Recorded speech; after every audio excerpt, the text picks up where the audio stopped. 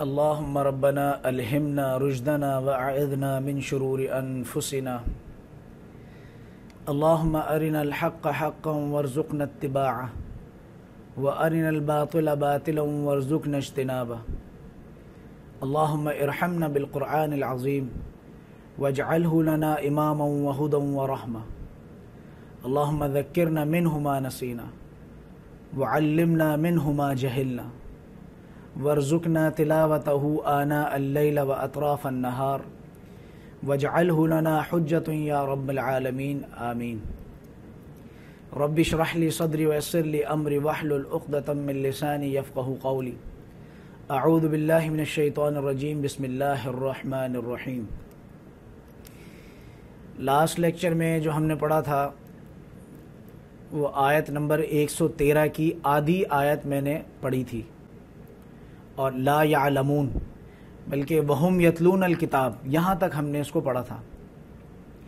اس کے بعد جو آیت شروع ہوئی تھی وہاں پہ میں نے تھوڑا سا اشارہ میں نے کیا تھا کہ یہ مشرکین مکہ کے لیے اب بات یہاں سے شروع ہونے لگی ہے. اب یہ مشرکین مکہ کے کیا معاملات ہیں اور ان آیات کے کیا پس منظر ہیں، ذرا اچھی طرح سے سمجھ لیجئے گا.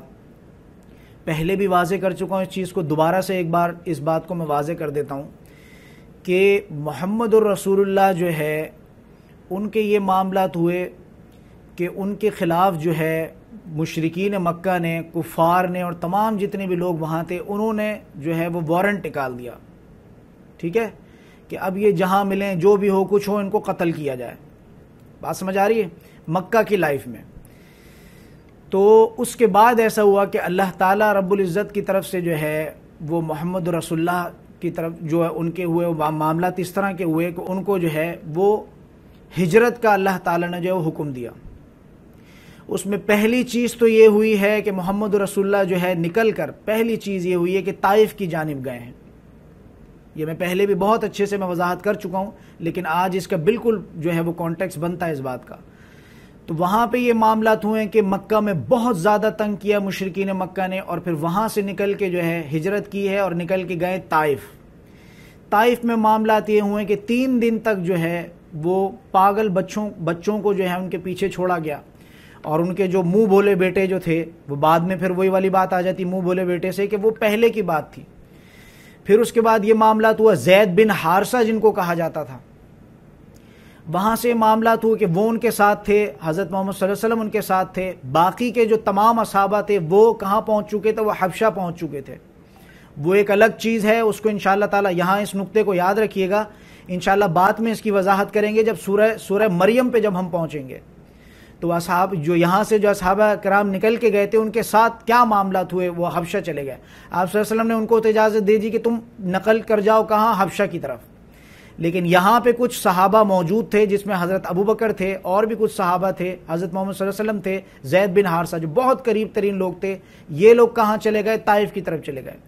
طائف میں معاملات یہ ہوئے کہ طائف نے ایکسیپٹ نہیں کیا. اس کے بعد معاملات یہ ہوئے کہ حج کا جب دور آیا واپس مکہ آ گئے. حج کا جب دور آیا تو وہاں پہ یہ معاملات جو ہے آپ صلی اللہ علیہ وسلم نے، جیسے کہ میں پہلے ہی بتا چکا ہوں کہ دین کا کام کرتے تھے، دعوت کا کام کرتے تھے. جو حاجی آتے تھے، حج کے بارے میں بتا چکا ہوں کہ حج ہمیشہ سے رہا ہے، مشرکین میں بھی حج رہا ہے اور یہ سارے جتنے بھی لوگ تھے ان میں حج رہا ہے. لیکن حج کی شکل جو ہے وہ بگڑ چکی تھی. ننگے ہو کے لوگ، عورتیں اور مرد جو ہے ننگے ہو کے اس کا طواف کرتے تھے. تو حج جو ہے وہ بہت پہلے سے ہے لیکن اس کی شکل جو ہے وہ بگڑ گئی تھی.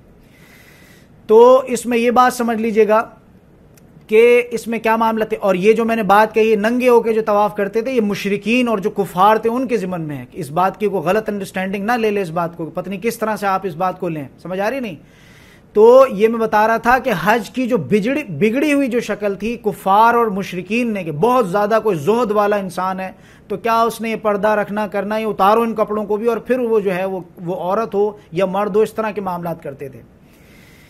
اس کے بعد پھر یہ معاملات ہوئے کہ وہاں پر جو ہے وہ کچھ لوگ جو ہیں، آگے اس کو مزید ڈیٹیل میں نام تک میں آپ لوگوں کو بتاؤں گا لیکن وہ آگے میں اس کا ذکر کروں گا.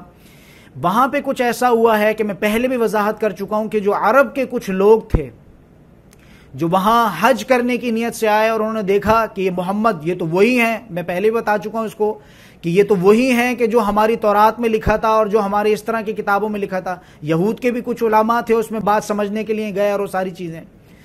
تو انہوں نے وہاں پہ یہ چیز دیکھی کہ یہ تو وہی نبی ہیں، عرب کے لوگ تھے، مکہ مدینہ سے آئے تھے مکہ کی جانب، تو انہوں نے یہ چیز جو ہے آپس میں انہوں نے کنکیوں سے ایک دوسرے کو دیکھا اور انہوں نے کہا کہ یہ تو وہی لوگ ہیں، یہ تو وہی نبی ہیں جس کا ذکر یہود جو ہے وہ ہمیشہ کرتے تھے، ساری صفات ان کی وہی والی ہیں جو یہودوں کی جو تورات میں جو چیز ہوتی تھی، جو یہود کہتے تھے کہ جب وہ آخری نبی آئے گا تو اے عربوں ہم ان کے ساتھ مل کے تمہیں جو ہے ان کو تمہاری جو ہے وہ پٹائی لگائیں گے ان کے ساتھ مل کے، جو ان کے ساتھ آخری نبی کے ساتھ۔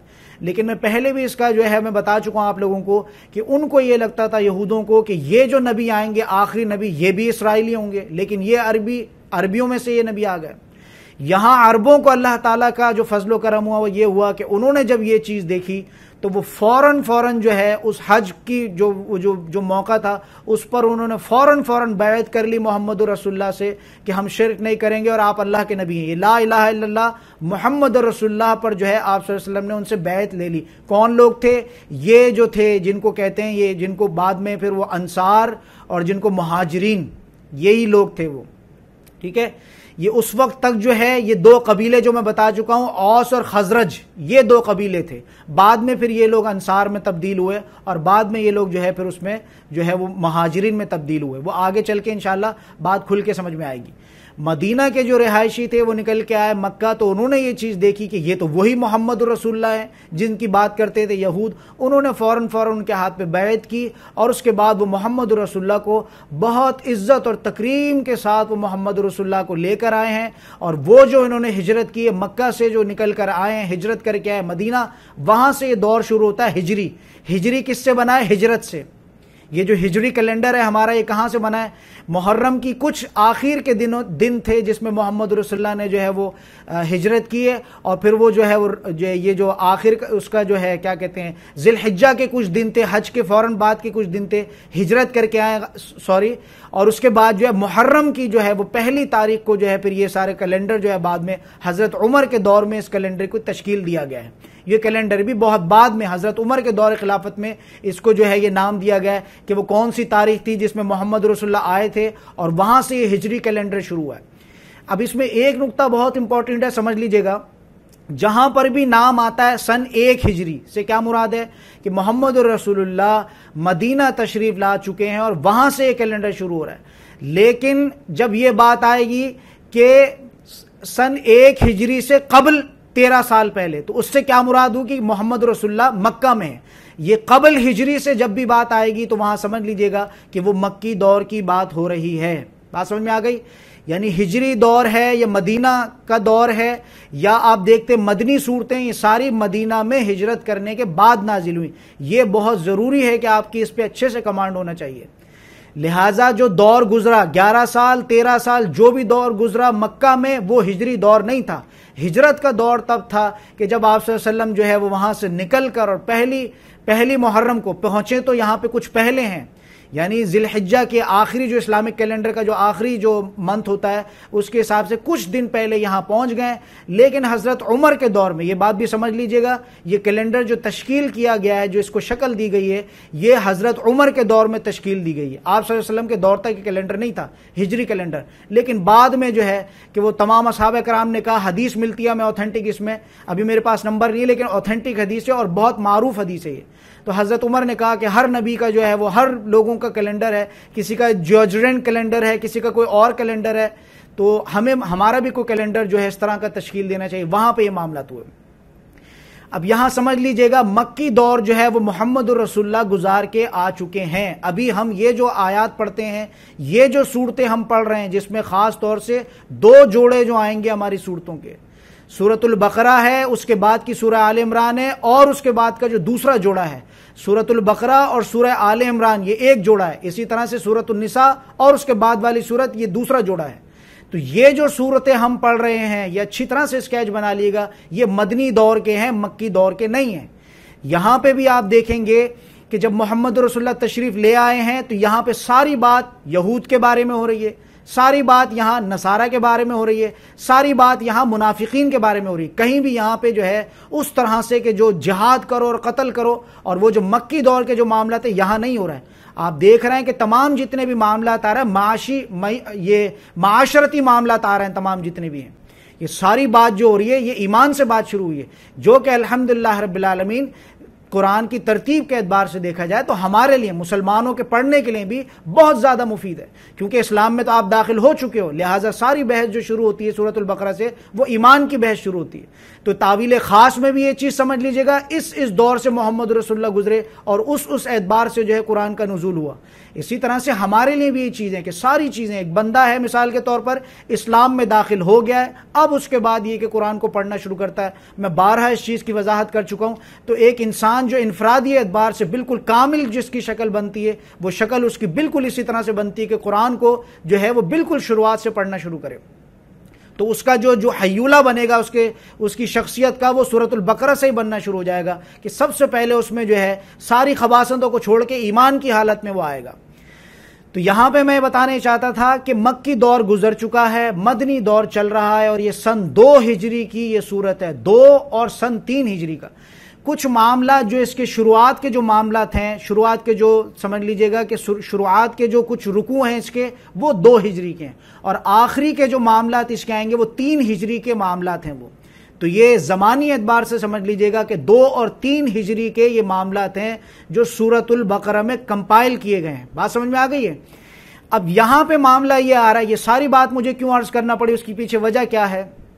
وجہ یہ ہے کہ مکے سے نکال دیے گئے ہیں یا ہجرت کر لیے گئے ہیں، اور مکہ پورا کا پورا جو ہے وہ یہود اور یہ جو نصارہ ہیں اور یہ جو مشرکین مکہ، خاص طور سے جو مشرکین مکہ ہے، میں پہلے بھی آپ کو 5-6 گروہوں کے نام بتا چکا ہوں، خاص طور سے جو مشرکین مکہ ہیں ان کے قبضے میں ہے یہ مکہ۔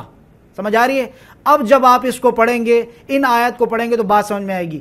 یہاں پہ کیا چیز بیان کی جا رہی ہے؟ ابھی اللہ تعالیٰ کا صرف ارادہ ہوا ہے، یہ سن 2 ہجری یا 3 ہجری کی یہ آیات ہیں جو ہم پڑھ رہے ہیں، اس میں صرف اللہ تعالیٰ نے تھوڑا سا اشارہ اپنی مشیت، یعنی یہ جو آیات ہم پڑھ رہے ہیں یہ صرف اشارتاً ہے۔ ابھی یہ نہیں کہ تم جاؤ ٹھیک ہے اب تم آ گئے 2 ہجری میں اور اس میں تم جو ہے وہ جا کے ایسے کرو، نہیں۔ اس کے بعد صلح حدیبیہ ہوگا اور وہ معاملات کافی چلیں گے، اور اس کے بعد کہیں جا کے فتح مکہ جو ہے سن 10 ہجری میں ایسا ہوگا کہ پھر محمد رسول اللہ جو ہے بڑی شان و شوکت کے ساتھ جائیں گے، اور نہ کوئی تلوار چلے گی نہ کچھ چلے گی، وہ مکہ کو فتح کریں گے۔ ابھی یہ کیا معاملات ہیں؟ مکہ سے باہر آ چکے ہیں، ساری پراپرٹیز ان کی ضبط ہو چکی ہیں، صحابہ کرام کی بھی اور محمد رسول اللہ کی بھی، ان کو ان کے گھروں سے نکال دیا گیا ہے۔ سمجھ آ رہی ہے؟ تو یہ پس منظر ہے ان آیات کا جو ہم پڑھنے لگے ہیں۔ اب یہاں پہ دیکھیے گا آیت نمبر 113 میں کیا فرمایا جا رہا ہے کہ كَذَلِكَ قَالَ الَّذِينَ لَا يَعْلَمُونَ، یہ اسی طرح سے یہ بات ہے قال الذین کہ جو ان لوگوں نے بات کی، لا يعلمون کہ وہ نہیں جانتے، مثل قولہم ان کی سی بات، یعنی یہ جو پیچھے جو ہم آیت ابھی اس آیت کا اگر پچھلا حصہ دیکھیں گے، وقالت الیہود لیست النصارى علی شیء، یہ جو بات یہ کرتے ہیں کہ یہودی جو ہے وہ کہتے ہیں کہ نصرانی جو ہے یہ راہ راست پر نہیں ہے، لیسا یعنی اس کو وکالت الیہود لیست النصارى علی شیء، یہ کچھ بھی نہیں ہے، یہ سمجھ آ رہی ہے نا؟ جس طرح سے یہ آپس میں بات کرتے ہیں کہ نصارہ اس کو کہہ رہے ہیں کہ یہ کچھ نہیں ہے سوائے فتنے کے، یہ راہ راست پر نہیں ہے، یہ تو ایسی فتنہ ہے، یہ کوئی ان کی حقیقت نہیں ہے۔ اسی طرح سے نصارہ کہتے ہیں یہود کو، سیم اسی طرح کی بات کی تھی مشرکین مکہ نے بھی کہ یہ محمد رسول اللہ اور یہ تمام جتنے بھی لوگ یہ سب فتنہ ہے، معاذ اللہ ثم معاذ اللہ، ان کی کوئی حقیقت نہیں ہے، ایسی بس کو بخار وغیرہ چڑھا ہے اور یہ ساری چیزیں لے کے جو ہے بہت زیادہ ان چیزوں کو انہوں نے اٹھا لیا ہے اور کچھ لوگ بھی ساتھ ملا لی۔ یہ ساری چیزیں پس منظر، اگر قرآن کا پس منظر صحیح سے سمجھ میں نہ آئے تو آپ کو آیت کی بھی سمجھ میں نہیں آئے گی۔ اب یہاں ان لوگوں کے بارے میں فرمایا ہے، یعنی دیکھیں اس ایک آیت میں 3 گروہ کے بارے میں۔ پہلے یہود کہتے ہیں نصارہ کو، لیست الیہود وقالت الیہود لیست النصارى علی شیء، کہ یہود کہتے ہیں یہ نصارہ وغیرہ یہ سب ایسی ہیں، بیکار ہیں، یہ خود کا من گھڑت ان لوگوں کا، یہ ساری چیزیں کچھ نہیں ہیں، علی شیء کسی چیز پر کوئی راہ راست پہ نہیں ہے۔ اسی طرح سے نصارہ یہود کو کہتے ہیں۔ لیکن اسی طرح سے یہ مشرکین مکہ، اب یہاں سے بات شروع ہو رہی ہے مشرکین مکہ کے بارے میں، یہاں سے آگے بات چلے گی اور آگے چل کے تحویل قبلہ، یہ جو انہوں نے بات کی ہے نا کہ یہ جو بات کی ہے مشرکین مکہ نے، یہ کچھ نہیں ہے، ایسی بس محمد رسول اللہ جو ہے یہ اس طرح کی باتیں، یہ ان کا نقل جو ہے میں قول کر رہا ہوں کہ کچھ بھی نہیں ہے، ایسی بخار چڑھ گیا، ایسی بس آ کے ایسی باتیں کر رہے ہیں، ایسے دعوے کر رہے ہیں۔ وہ پھر اس کا آخری عروج ہے کہ اللہ تعالیٰ نے کہا اچھا یہ ایسی باتیں کرتے ہیں، چلو ہم قبلہ بدل دیتے ہیں۔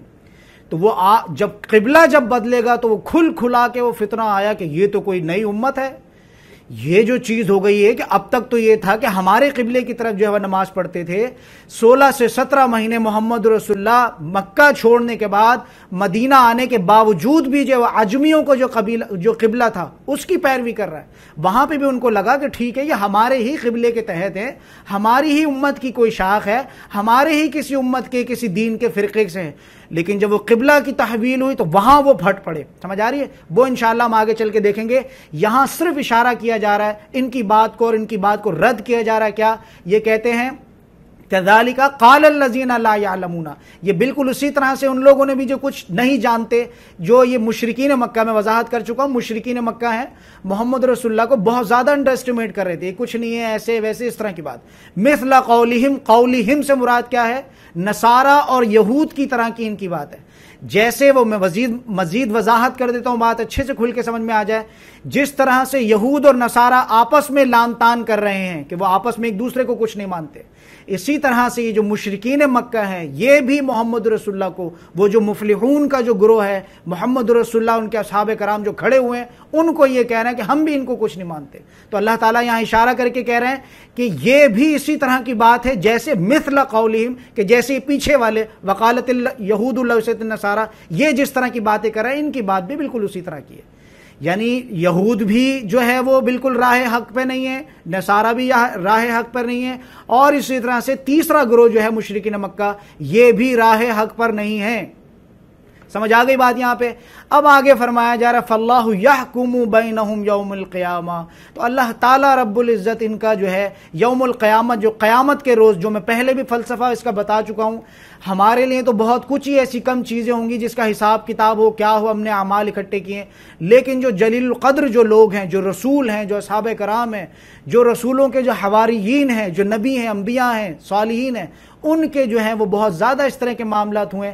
ہماری تو کیا ذلت ہو رہی ہے دین کے معاملات میں، ہنستے کھیلتے ہم دین کے کاموں کو کرتے ہیں، فارغ وقت ہے تو دین کا کام کر رہے ہیں۔ ہم نے کون سی ذلت کو موڑ لیا ہے؟ کہاں ہمیں سنسار کیا گیا، قتل کیا گیا؟ کون ہے ہماری نسلوں میں جس کو جو اس طرح سے قتل کیا گیا ہو؟ لیکن یوم القیامت کا فلسفہ میں پہلے بھی بتا چکا ہوں، اللہ تعالیٰ کے لیے، اللہ تعالیٰ اس شے پر بھی قادر تھا کہ جہاں انسان مرے وہیں اس کا فوراً حساب کر کے اس کو یا تو جنت میں ڈالے یا تو اسے جہنم میں ڈالے۔ لیکن اللہ تعالیٰ نے وہ ایک دن رکھا ہے، خاص مخصوص دن رکھا ہے، ایک خاص دن ہے، ایک خاص عدالت اللہ تعالیٰ لگائیں گے۔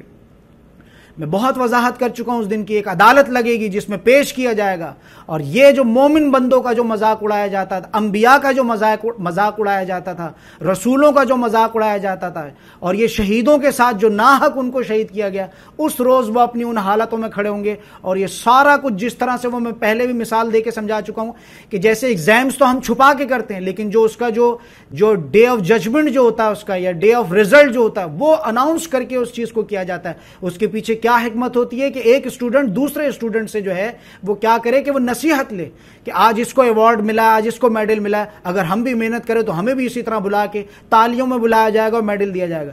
تو یہ قیامت کے دن کا فلسفہ یہ ہے کہ اللہ تعالیٰ اکٹھا کرے گا ان لوگوں کو بھی، جو مجرم ہیں ان کو بھی اکٹھا کرے گا، اور جو مومن ہیں، جو اللہ کے بندے، ان کو بھی اکٹھا کرے گا۔ جو لوگ یہاں مذاق اڑاتے ہیں مومن لوگوں کا، صالحین کا، شہداء کا، صدیقین کا، انبیاء کا، رسولوں کا، وہاں روز قیامت یہ ہوگا کہ وہ ان پر ہنسیں گے، اور ان کی شکلیں جو ہیں وہ بگڑی ہوئی شکلوں میں ان کو اٹھایا جائے گا۔ وہ آگے چل کے اس کی وضاحت کریں گے۔ یوم القیامت کا فلسفہ یہ ہے، بہت سارے لوگوں کو یہ چیزیں بھی پتہ نہیں ہوتی، قیامت کا دن کیوں ہے، اس کے پیچھے فلسفہ یہ ہے کہ ایک دن تمہیں اکٹھا کرے اور دکھا کے جیسے تم مذاق اڑاتے تھے ایسی اس دن کا جو ہے، لہٰذا بہت ضروری ہے اس دن پر تمہارا یقین ہونا ضروری ہے۔ دنیا میں کوئی انسان تمہیں ایذا پہنچاتا ہے، کوئی بات نہیں، اگر تمہارا پختہ یقین ہے اس دن پر، کوئی بات نہیں، اللہ تم سے اس دن پوچھے گا، تم کر لو جو کرنا چاہتے ہو۔ لیکن یہ بہت زیادہ جس کو کہتے ہیں مشکل کام ہے، بہت کم لوگ ان چیزوں کو کر پاتے ہیں کہ کوئی معاملہ اس طرح کا ہے، کوئی زمین غبن کر دی گئی تو اب یہ کہ قتل و غارت نہیں، بلکہ ایک ہم نے چھوڑ دیا، کوئی بات نہیں، تم نے بھی مر کے اسی زمین میں دفن ہونا ہے، ہم نے بھی اسی زمین میں دفن ہونا ہے۔ لہٰذا یہ سارے قیامت کے دن کا فلسفہ یہ ہے۔ فیما کانوا فیہ یختلفون، یہ ساری چیزیں جو اختلاف ہو رہے ہیں، ایک دوسرے پہ کفر کا فتویٰ لگا رہے ہیں، لڑ رہے ہیں، جھگڑ رہے ہیں، کتاب پڑھتے ہیں، کرتے ہیں، ساری چیزیں جو ہے کرتے ہیں، لیکن اس کے باوجود بھی کیا ہے کہ فیصلہ نہیں ہو پا رہا۔ اللہ تعالیٰ یہاں فرما رہے ہیں فاللہ یحکم، لہٰذا اب اللہ فیصلہ کرے گا ان کے مابین، بینہم یوم القیامہ، قیامت کے روز، فیما کانوا فیہ یختلفون، جن چیزوں میں آپس میں اختلاف کر رہے ہیں۔ بات سمجھ میں آ گئی؟ یختلفون کتنا ملتا جلتا لفظ ہے اختلاف سے۔ تو جو بھی یہ کام کر رہے ہیں، آپس میں ایک دوسرے پہ مڈ سلنگنگ کر رہے ہیں، کیچڑ اچھال رہے ہیں، لڑ رہے ہیں، جھگڑ رہے ہیں، یہ کافر، وہ اللہ تعالیٰ ان کے بیچ میں جو ہے ان کا فیصلہ کر دے گا۔ باقی یہ کہ دنیا میں بھی ان کا فیصلہ ہوا، ذلیل و خوار کر کے قتل کیے گئے، نکالے گئے مکے سے بعد میں، اور پھر یہ ہے کہ آخرت میں بھی ان کا جو ہے، دنیا میں بھی عذاب ہے اور آخرت میں بھی ایسے لوگوں کے لیے عذاب ہے۔ اب دیکھیں اگلی آیت جو آ رہی ہے وہ بھی اسی کے ضمن میں ہے، یعنی بجائے اس کے میں پہلے آیت پڑھ دیتا ہوں، وَمَنْ أَظْلَمُ مِمَّنْ مَنَعَ مَسَاجِدَ اللَّهِ، تو اس سے بڑا ظالم کون ہوگا؟ یہ میں بتا چکا ہوں، اس کا پس منظر پیش کر چکا ہوں۔ مشرکین مکہ نے جو ہے وہ یہ حرکت کی ہے کہ انہوں نے مکہ کو جو ہے وہ اپنے قبضے میں کر لیا، اور محمد رسول اللہ کو اور تمام جو وہاں کے مکہ کے جو متولی تھے ان کو وہاں سے نکال کے باہر کر دیا، اور خود جو ہے وہ قبضہ کر کے بیٹھ گئے۔ اب اس میں یہ کہ محمد رسول اللہ سن 6 ہجری میں جو ہے وہ عمرہ کرنے کے لیے گئے بھی، لیکن ان کو واپس کر دیا گیا۔ وہاں کے رہائشی ہیں، مکہ کی پیدائش ہے، سارے جتنے بھی لوگ ہیں۔ اچھا اس میں ایک بات اور سمجھ لیجئے گا، یہ تمام اصحابہ کرام جو ہجرت کر کے آئے ان کو کیا کہتے ہیں؟ مہاجر۔ یعنی حضرت ابوبکر ہیں، ویسے دیکھا جائے تو یہاں لینڈ لارڈ ہیں، بڑے بزنس ہیں، سارا کچھ ہے۔ حضرت عمر ہیں، اسی طرح سے مکہ میں جو ہے بہت بڑی اچھی جو ہے ان کے معاملات ہیں۔ اسی طرح سے اور اصحابہ کرام اپنی دھرتی میں اپنی جگہ پر جو ہے وہ اچھا کھاتے پیتے ہیں، اچھا کچھ کرتے ہیں، لیکن جب یہاں سے نکالے گئے ہیں، یہاں سے چھوڑ کے گئے ہیں، تو کیا معاملات ہوئے؟ مہاجر بن کے وہاں پہ رہ رہے ہیں۔ یہ بات سمجھیے گا اچھی طرح سے، یہ مہاجر کون ہے؟ یہ مہاجر وہ ہیں کہ جو ہجرت کر کے یہاں سے آئے، مکہ کے رہائشی تھے، لیکن جب وہاں سے نکلے ہیں تو ایک دوسرے جو ہے وہ اصحاب صفاہ کے بارے میں آپ کو بتاؤں گا کہ بالکل جو ہے ان کے ساتھ رہ رہے ہیں مل کے۔ سمجھ آ گئی؟ تو مہاجرین کون ہیں کہ وہ لوگ۔ تو یہاں سارا پس منظر جو ہے وہ یہ انہی کے ضمن میں پیش کیا جا رہا ہے۔ کیا ہے کہ یہ مکہ پر جو ہے وہ قابض ہو کے بیٹھے ہوئے ہیں۔ میں بتا چکا ہوں کہ رہائشی جو تھے محمد رسول اللہ یہاں کے تھے، لیکن ان کو نکال دیا گیا، یہاں سے ہجرت کر لی گئی۔ اب اس میں دیکھیے گا فرمایا جا رہا ہے ومن ازلم ممن منع مساجد اللہ، اس سے بڑھ کر ظالم کون ہوگا؟ جیسے کہ میں نے پہلے بھی بتا دیا تھا کہ آدھی آیت میں جو ہے وہ اشارہ کن لوگوں کی طرف ہے؟ مشرکین مکہ کی طرف۔ اب یہاں کھل کے بات سامنے آ گئی کہ ان سے بڑا ظالم کون ہوگا کہ ممن منع مساجد اللہ، جو اس سے روکے اللہ کی مساجد سے، اللہ کے گھر سے، بیت اللہ سے جو ہے وہ لوگوں کو روکے۔ ان یذکر فیہا اسمہ، کہ اس سے جو اس کا ذکر کیا جائے، یعنی اللہ کے لوگوں کو نکال کر وہاں سے، اور اللہ کے ذکر کرنے والے لوگوں کو نکال کر، اور وہاں جو انہوں نے کیا کیا ہے کہ بتوں کو انہوں نے جو وہاں ان کا شو روم لگا لیا۔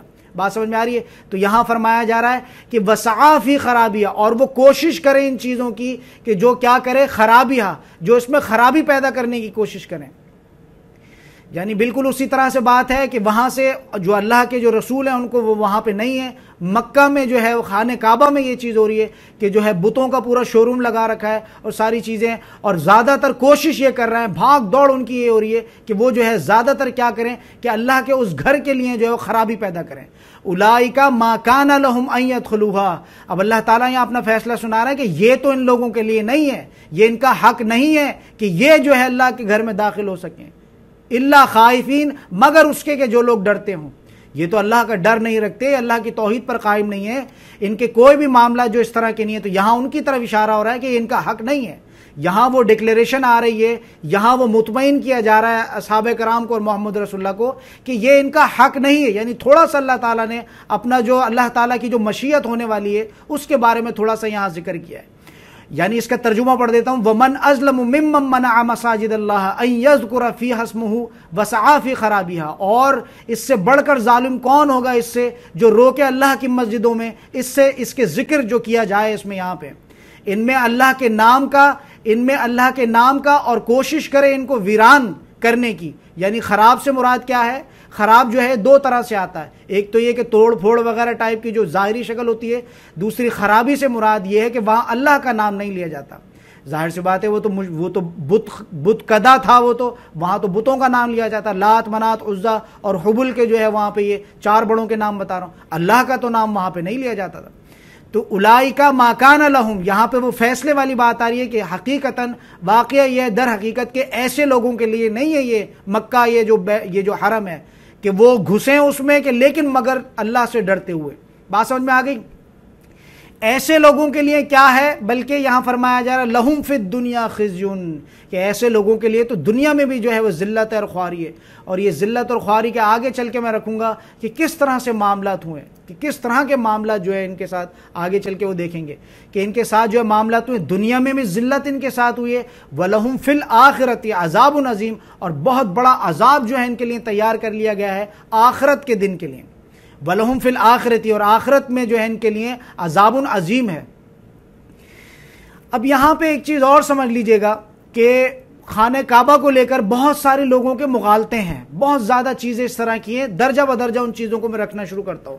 سب سے پہلے یہ بات سمجھ لیجئے گا کیا ہے، وَلِلَّهِ الْمَشْرِقُ وَالْمَغْرِبُ۔ بہت سارے لوگوں نے یہ سمجھا ہے کہ جیسے خانہ کعبہ کی طرف اس طرف پیر نہ کرو، یا اس طرف ایسے نہ کرو، یا ویسے نہ کرو، اور اس طرح کی چیز ہے، تو یہاں اس چیز کو جو ہے اس کی نفی آ رہی ہے، وَلِلَّهِ الْمَشْرِقُ وَالْمَغْرِبُ، کہ دیکھو مشرق ہو یا مغرب سب اللہ کی ہی ہیں، ساری جتنی بھی جوانب ہیں یہ سب اللہ کی ہے۔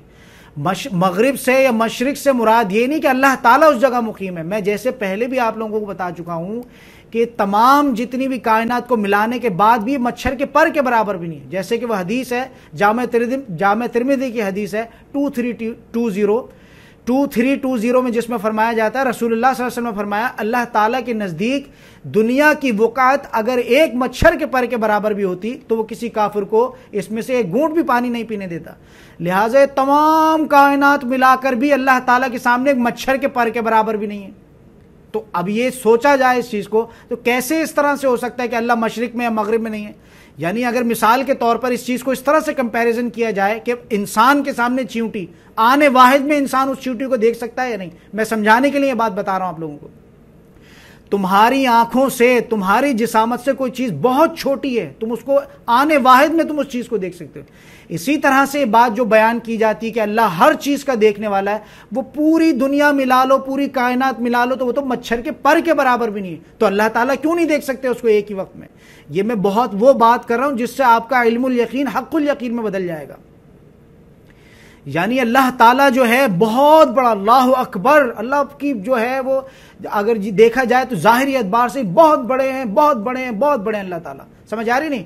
تو اگر اس کے کمپیریزن کیا جائے پوری کائنات کو ملا کر یہ گیلیکسیز اور جتنی بھی سب کچھ ہے مچھر کے پر کے برابر بھی نہیں ہے، تو کیا اس میں کیا ایسی بات ہے جو ہمارا دماغ تسلیم نہیں کرتا کہ اللہ تعالیٰ جو ایک وقت میں پوری کائنات کو اللہ تعالیٰ دیکھ سکتے ہیں؟ مچھر کے پر کو کیا ہم نہیں دیکھ سکتے ایک وقت میں؟ ہاں یہ ہے کہ ہمیں وہ بصارت نہیں ملی، ہماری نظر میں وہ شارپنیس نہیں ہے، وہ چیزیں نہیں ہیں کہ جو ہم اس مچھر کو اتنے اس میں، لیکن یہ ہے کہ ہم اس کو ٹیلیسکوپ سے تو اس کو دیکھ سکتے ہیں نا ہم۔ سمجھ آ رہی بات نہیں؟ تو اللہ تعالیٰ کے لیے بالکل بھی یہ چیز مشکل نہیں ہے کہ وہ جو ہے کیا ہے ایک ہی وقت میں جو ہے تمام کائنات پر وہ ایک ہی وقت میں نظر رکھ سکتا ہے۔ یہ بات اچھی طرح سے سمجھ میں آ گئی ہوگی۔ دوسری بات یہ ہے کہ جو اللہ بہت بڑا ہے، اللہ اکبر، جو بہت بڑا ہے، اور یہ تمام کائنات ملا کے جو مچھر کے پر جتنی بنتی ہے تو اس میں کیا مذائقہ ہے سمت کے اعتبار سے، تو پھر اللہ تعالیٰ بڑے ہیں، اللہ اکبر جو ہم کہتے ہیں بار بار، بات سمجھ میں آ رہی ہے نہیں؟ تو اللہ اکبر سے مراد یہ کہ اللہ تعالیٰ بہت بڑا ہے، اللہ بہت بڑا ہے، اور یہ کائنات بہت چھوٹی ہے۔ تو اللہ تعالیٰ جب بڑا ہے سائز کے اعتبار سے بھی دیکھا جائے تو کائنات تو بہت چھوٹی ہے، تو اس میں ایک بات بالکل کامن سی جو بات میں جو بالکل آسانی سے ہضم ہونے والی ہے وہ یہ ہے کہ اللہ تعالیٰ کسی سمت میں نہیں ہے، پوری دنیا پہ چھایا ہوا ہے۔ وہ سمجھ آ رہی ہے نہیں؟ پوری دنیا پہ چھایا ہوا۔ آگے چل کے تو قرآن کے اس طرح کے الفاظ آ جائیں گے، للہ الواحد القہار، پوری دنیا پہ وہ چھایا ہوا ہے۔ بات سمجھ میں آ گئی؟ تو اللہ تعالیٰ کسی جانب جو ہے مخصوص نہیں ہو سکتا کہ وہ جو ہے کیا کہتے ہیں مشرق میں ہے، مغرب میں نہیں ہے، شمال میں ہے، جنوب میں نہیں ہے، یہ معاملات نہیں ہیں۔ اب یہاں پہ جو ہے یہ بات سمجھ لیجئے گا، وَلِلَّهِ الْمَشْرِقُ وَالْمَغْرِبُ، اللہ کا ہی ہے مشرق بھی اور مغرب بھی۔ بس یہ قبلے کا جو معاملات ہیں ذرا اس کو اچھی طرح سمجھ لیجئے گا، بہت زیادہ اس طرح کے سوال آتے ہیں، ایسا ہو رہا ہے، ویسا ہو رہا ہے، سو نہیں سکتے، کر نہیں سکتے۔ کچھ چیزوں میں محمد رسول اللہ نے منع فرمایا ہے، جیسے بیت الخلاء کا جو رخ ہے وہ اس جانب نہیں ہوگا، سمجھ آ گئی؟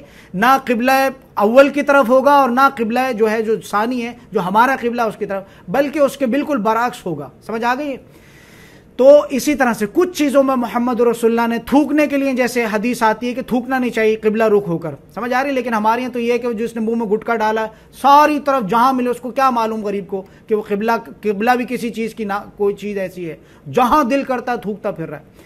تو یہاں سمجھ لیجئے گا اس بات کو جو میں بات سمجھانا چاہ رہا ہوں، وَلِلَّهِ الْمَشْرِقُ وَالْمَغْرِبُ، کہ اللہ کا ہی ہے مشرق اور اللہ کا ہی ہے مغرب. اب میں سمجھا چکا ہوں اس بات کو کہ جسامت کے اعتبار سے اور ظاہری اعتبار سے تو اللہ تعالیٰ بہت بڑے ہیں، تو تم کیسے مقید کر سکتے ہو اللہ کو مشرق میں یا مغرب میں؟ پوری کائنات ملا کے مچھر کے پر کے برابر ہے. یہ بات اچھی طرح سے سمجھ میں آ جانا چاہیے. لیکن میں یہ بتا رہا تھا یہ قبلے کا جو فلسفہ ہے اس کو اچھی طرح سے سمجھ لیجئے گا. یہ صرف کیا چیز ہے؟ مثال کے طور پر حرم میں لوگ جمع ہوئے ہیں یا ویسی تمام دنیا کے، یہ صرف یکسانیت کو شو کرتا ہے. یہ صرف جس کو کہتے ہیں نا کہ ایک وہ کمیونٹی جو والی چیز ہوتی ہے، صرف یہ اس چیز کو شو کرتا ہے کہ تمام دنیا میں کہیں پر بھی تم ہو تمہارا رخ قبلے کی جانب ہو جائے. یہ صرف ایک قبلہ ہے، ایک اتجاہ ہے. ہمارے یہاں تو اس کے ساتھ عربی میں لکھا ہوا اتجاہ القبلہ. کیا مراد ہے اس سے؟ وہ جانب ہے، صرف ایک قبلہ ہے. اس میں لوگ کہتے ہیں کہ پیر ایسے کر لو، اس طرف یوں کر کے نہ سو، یوں نہ.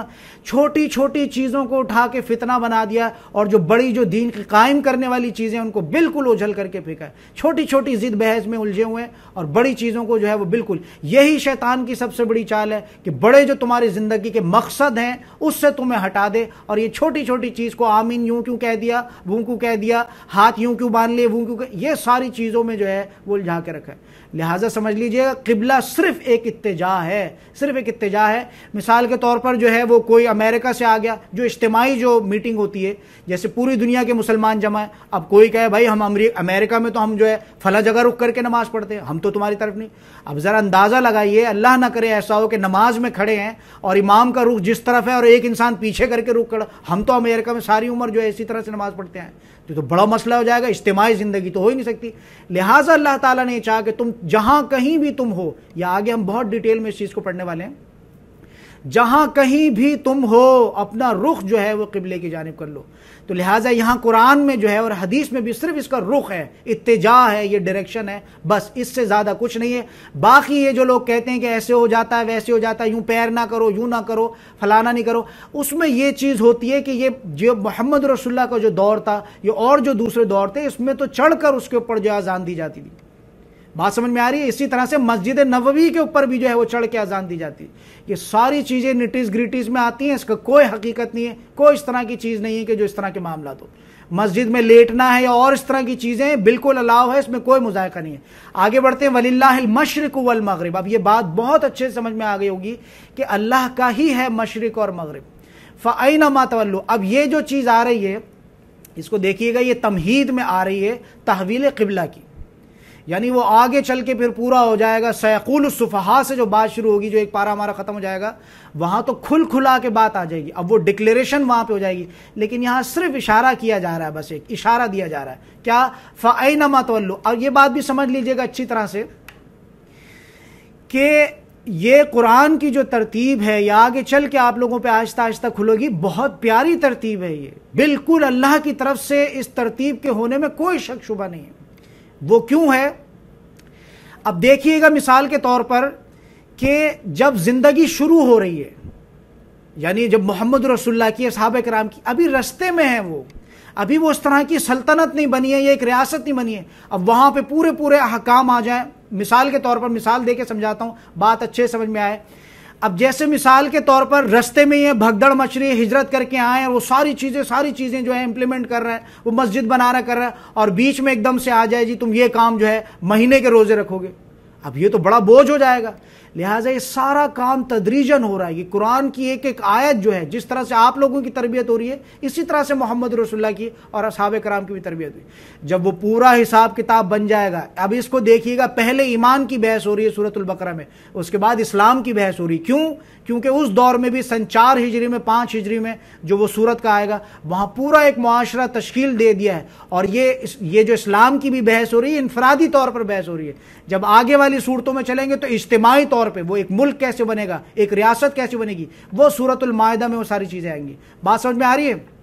تو یہی وجہ ہے کہ تمام جو آگے کی جو چیزیں آئیں گی اس میں شریعت کے صرف بلو پرنٹس ہیں، پوری شریعت نازل نہیں ہوگی، پورا رمضان کا منتھ نہیں آ گیا، وہ الگ چیز ہے کہ وہ سن 3 ہجری والے پارٹ میں آئے گا، لیکن یہ ہے کہ یہاں پہ صرف ابھی عربوں میں روزہ رکھنے کا رواج نہیں تھا، گھوڑوں کو روزہ رکھواتے تھے، تو اللہ تعالیٰ نے صرف 3 روزے اتارے۔ میں یہاں بات یہ بتانا چاہ رہا ہوں کہ اللہ کی شریعت بھی ایک دم سے نہیں ہو جاتی، کوئی بھی چیز تھوڑا تھوڑا کر کے انسان کرتا ہے، تھوڑا تھوڑا کر کے۔ پچھلا کفر کی لائف ہے اور کچھ ہے تو یہ ہے کہ نیت تو پوری کر لے کہ آج سے میں اس کام کو کروں گا، لیکن یہ کہ آہستہ آہستہ کر کے ان چیزوں کو نکال سکتا ہے۔ تو یہاں میں بتانا یہ چاہ رہا ہوں کہ 3 روزے اللہ تعالیٰ نے پہلے فرض کیے، کیونکہ عربوں میں کوئی شریعت نہیں تھی، کوئی روزوں کا رواج نہیں تھا، پہلے اللہ تعالیٰ نے 3 روزے رکھے۔ کر پاتے ہیں کہ نہیں کر پاتے؟ پھر اس کے بعد یہ ہے کہ جب وہ سارے معاملات اچھے سے ہوئے، پھر اس کے بعد یہ ہوا کہ اللہ تعالیٰ نے پورے 1 منتھ کا روزہ ان پہ جو ہے نازل کیا۔ اسی طرح سے آگے بھی آپ دیکھیں گے کہ بلو پرنٹس آ رہے ہیں، سمجھ آ رہی نہیں؟ آگے انشاءاللہ ان چیزوں کو ڈسکس کروں گا۔ یہ تمام سورۃ البقرہ میں جتنے بھی ہیں صرف بلو پرنٹس ہیں، تھوڑے تمہیداً بات اشارہ ہو رہا ہے، کیونکہ اللہ تعالیٰ کو بھی پتا ہے کہ بھاگ دوڑ کر رہے ہیں، یہ ساری چیزوں کو ایک ریاست بنانے کے لیے کر رہا ہے۔ بڑی کوئی بھاری بھرکم چیز اگر ان پہ ڈال دوں گا تو یہ اس چیز کو کرنے میں پورا لگ جائیں گے اور وہ ریاست بنانا اور دین کو قائم کرنے کی چیز سے پیچھے رہ جائیں گے۔ مجھے امید ہے کہ بات اچھی طرح سے سمجھ میں آ رہی ہوگی۔ لہٰذا قرآن کی جو آیات کی ترتیب ہے یہ اللہ تعالیٰ کی طرف سے، اس میں بہت حکمت ہے۔ آگے چل کے جب یہ سورۃ البقرہ ختم ہوگی تب سمجھ میں آئے گا، جب آپ کی خود کی تربیت پوری کمپلیٹلی تربیت اس طرح سے ہو جائے گی۔ تو یہاں پہ بھی صرف اشارہ دیا گیا ہے، فَأَيْنَمَا تَوَلُّوا فَأَيْنَمَا تُوَلُّوا، سو جس طرف بھی تم ہو رخ کر لو، پھر جاؤ اپنا رخ کر لو، فَثَمَّ وَجْهُ اللَّهِ، اسی طرف جو کہ اللہ کا رخ ہے۔ سمجھ آ رہی ہے؟ یعنی یہ اس سے مراد یہ ہے فَأَيْنَمَا تُوَلُّوا فَثَمَّ وَجْهُ اللَّهِ، تو سو جس طرف بھی تم رخ کرو اسی طرف ہے اللہ کا رخ۔ ابھی یہاں پہ یہ چیز جو ہے کیا فرمایا جا رہا ہے، مشرق کی طرف رخ کرو یا مغرب کی طرف رخ کرو۔ یہ اس آیت کی بنیاد پہ ہو سکتا ہے کہ محمد رسول اللہ نے اپنا قبلہ چینج نہ کیا ہو، کیونکہ یہ جب مدینہ پہنچے محمد رسول اللہ تو یہ بالکل پیٹھ کے پیچھے پڑتا تھا، یہ مسجد اقصیٰ بالکل پیٹھ کے پیچھے تھی، اور قبلہ جو ہے وہ مسجد اقصیٰ جو ہے بالکل سامنے پڑتی تھی اور قبلے کی بالکل پیٹھ پڑتی تھی۔ بات سمجھ میں آ رہی ہے نہیں؟ یعنی اس کو اس طرح سے سمجھ لیجئے گا کہ اگر آپ 2 ڈاٹ لگائیں، ایک ڈاٹ پہ آپ مکہ لکھیں اور ایک ڈاٹ پہ آپ مسجد اقصیٰ لکھیں، اور بیچ میں جو ہے وہ مدینہ پڑ رہا ہے۔ اب اگر آپ نے مکہ کی طرف رخ کر لیا تو مسجد اقصیٰ بالکل پیٹھ پہ ہو جائے گی، اور اگر آپ نے جو ہے مسجد اقصیٰ کی طرف رخ کر لیا تو مکہ بالکل آپ کی پیٹھ کی طرف آ جائے گا۔ بات سمجھ میں آ گئی؟ یہاں معاملات یہ ہوئے، لیکن اللہ تعالیٰ نے کوئی حکم نہیں دیا، یہاں تک بھی کوئی سن 2 ہجری تک بھی کوئی حکم نہیں ملا۔ تو یہ ہے کہ محمد رسول اللہ جو ہے وہ اسی قبلے کی طرف، مکہ کی پیٹھ ہو رہی ہے۔ اب یہاں یہ بات بھی سمجھ لیجئے گا، میں آگے اس بات کو کھول کے رکھوں گا، رہنے والے کہاں کے ہیں؟ مکہ کے، عربی ہیں، اور کس قبلے کی پیروی کر رہا ہے؟ اجمیوں کی، یہودوں کے قبلے کی پیروی کر رہا ہے، لیکن اللہ کا حکم جو ہے انہوں نے رکھا ہے۔ اسی طرح سے ہمارے کیا معاملات ہیں؟ ہمارے بھی معاملات یہ ہونا چاہیے، یہ قومیت اور لسانیت اور ان چیزوں سے نکل کے ہمیں بھی صرف مسلم ہونا چاہیے۔ اس بت کو محمد رسول اللہ نے تب توڑ دیا تھا جب وہاں پہ یہ مزید ڈیٹیل میں وہ چیز آئے گی، اللہ تعالیٰ جب اس میں آیت میں وہ چیز آئے گی۔ ہم نے تو آپ سے یہ چیز نہیں کہی تھی کہ آپ اپنا قبلہ جو ہے کسی کو بھی روک، بلکہ ہم تو یہ دیکھنا چاہتے تھے کہ کون ہے جو آپ کی پیروی کرتا ہے۔ اور اس میں بہت سے اس طرح کے 1-2 صحابی بھی اس طرح کے ہیں جو یہود سے مسلمان ہوئے تھے، وہ دوبارہ پلٹ کے چلے گئے، انہوں نے کہا نہیں، یہ باتیں تو سب اپنی جگہ ہیں، ہم کیسے یہ جو ہے وہ ان کے یہودوں کی جو ہے اس کی جب وہ یہ مکہ کی جو تحویل ہوئی ہے تو اس میں وہ دوبارہ پلٹ گئے۔ یعنی پہلے جب وہ ان کے قبلے کی طرف ہی نماز پڑھ رہے تھے وہ خوش تھے، لیکن جب بعد میں قبلہ چینج کیا گیا اور مسجد اقصیٰ پیٹھ کی طرف آ گئی اور مکہ جو ہے وہ سامنے آ گیا، وہاں وہ پیچھے ہو گیا۔ مدینہ میں جو لوگ جو لے کر آئے تھے ایمان، انہوں نے کہا نہیں، یہ بات اب تک تو ٹھیک تھی لیکن ہم قبلہ کو جو ہے ہم نہیں کر سکتے۔ بات سمجھ میں آ رہی نہیں؟ صرف ایک قبلے کی جانب، تو وہاں اللہ تعالیٰ نے اس بت کو توڑا کہ دیکھو تم رہائشی بھلے مکہ کے ہو لیکن تمہیں اطاعت کرنی ہے اللہ کی، میں ان چیزوں کو لے جا کے کھولوں گا جب وہ معاملات شروع ہوں گے۔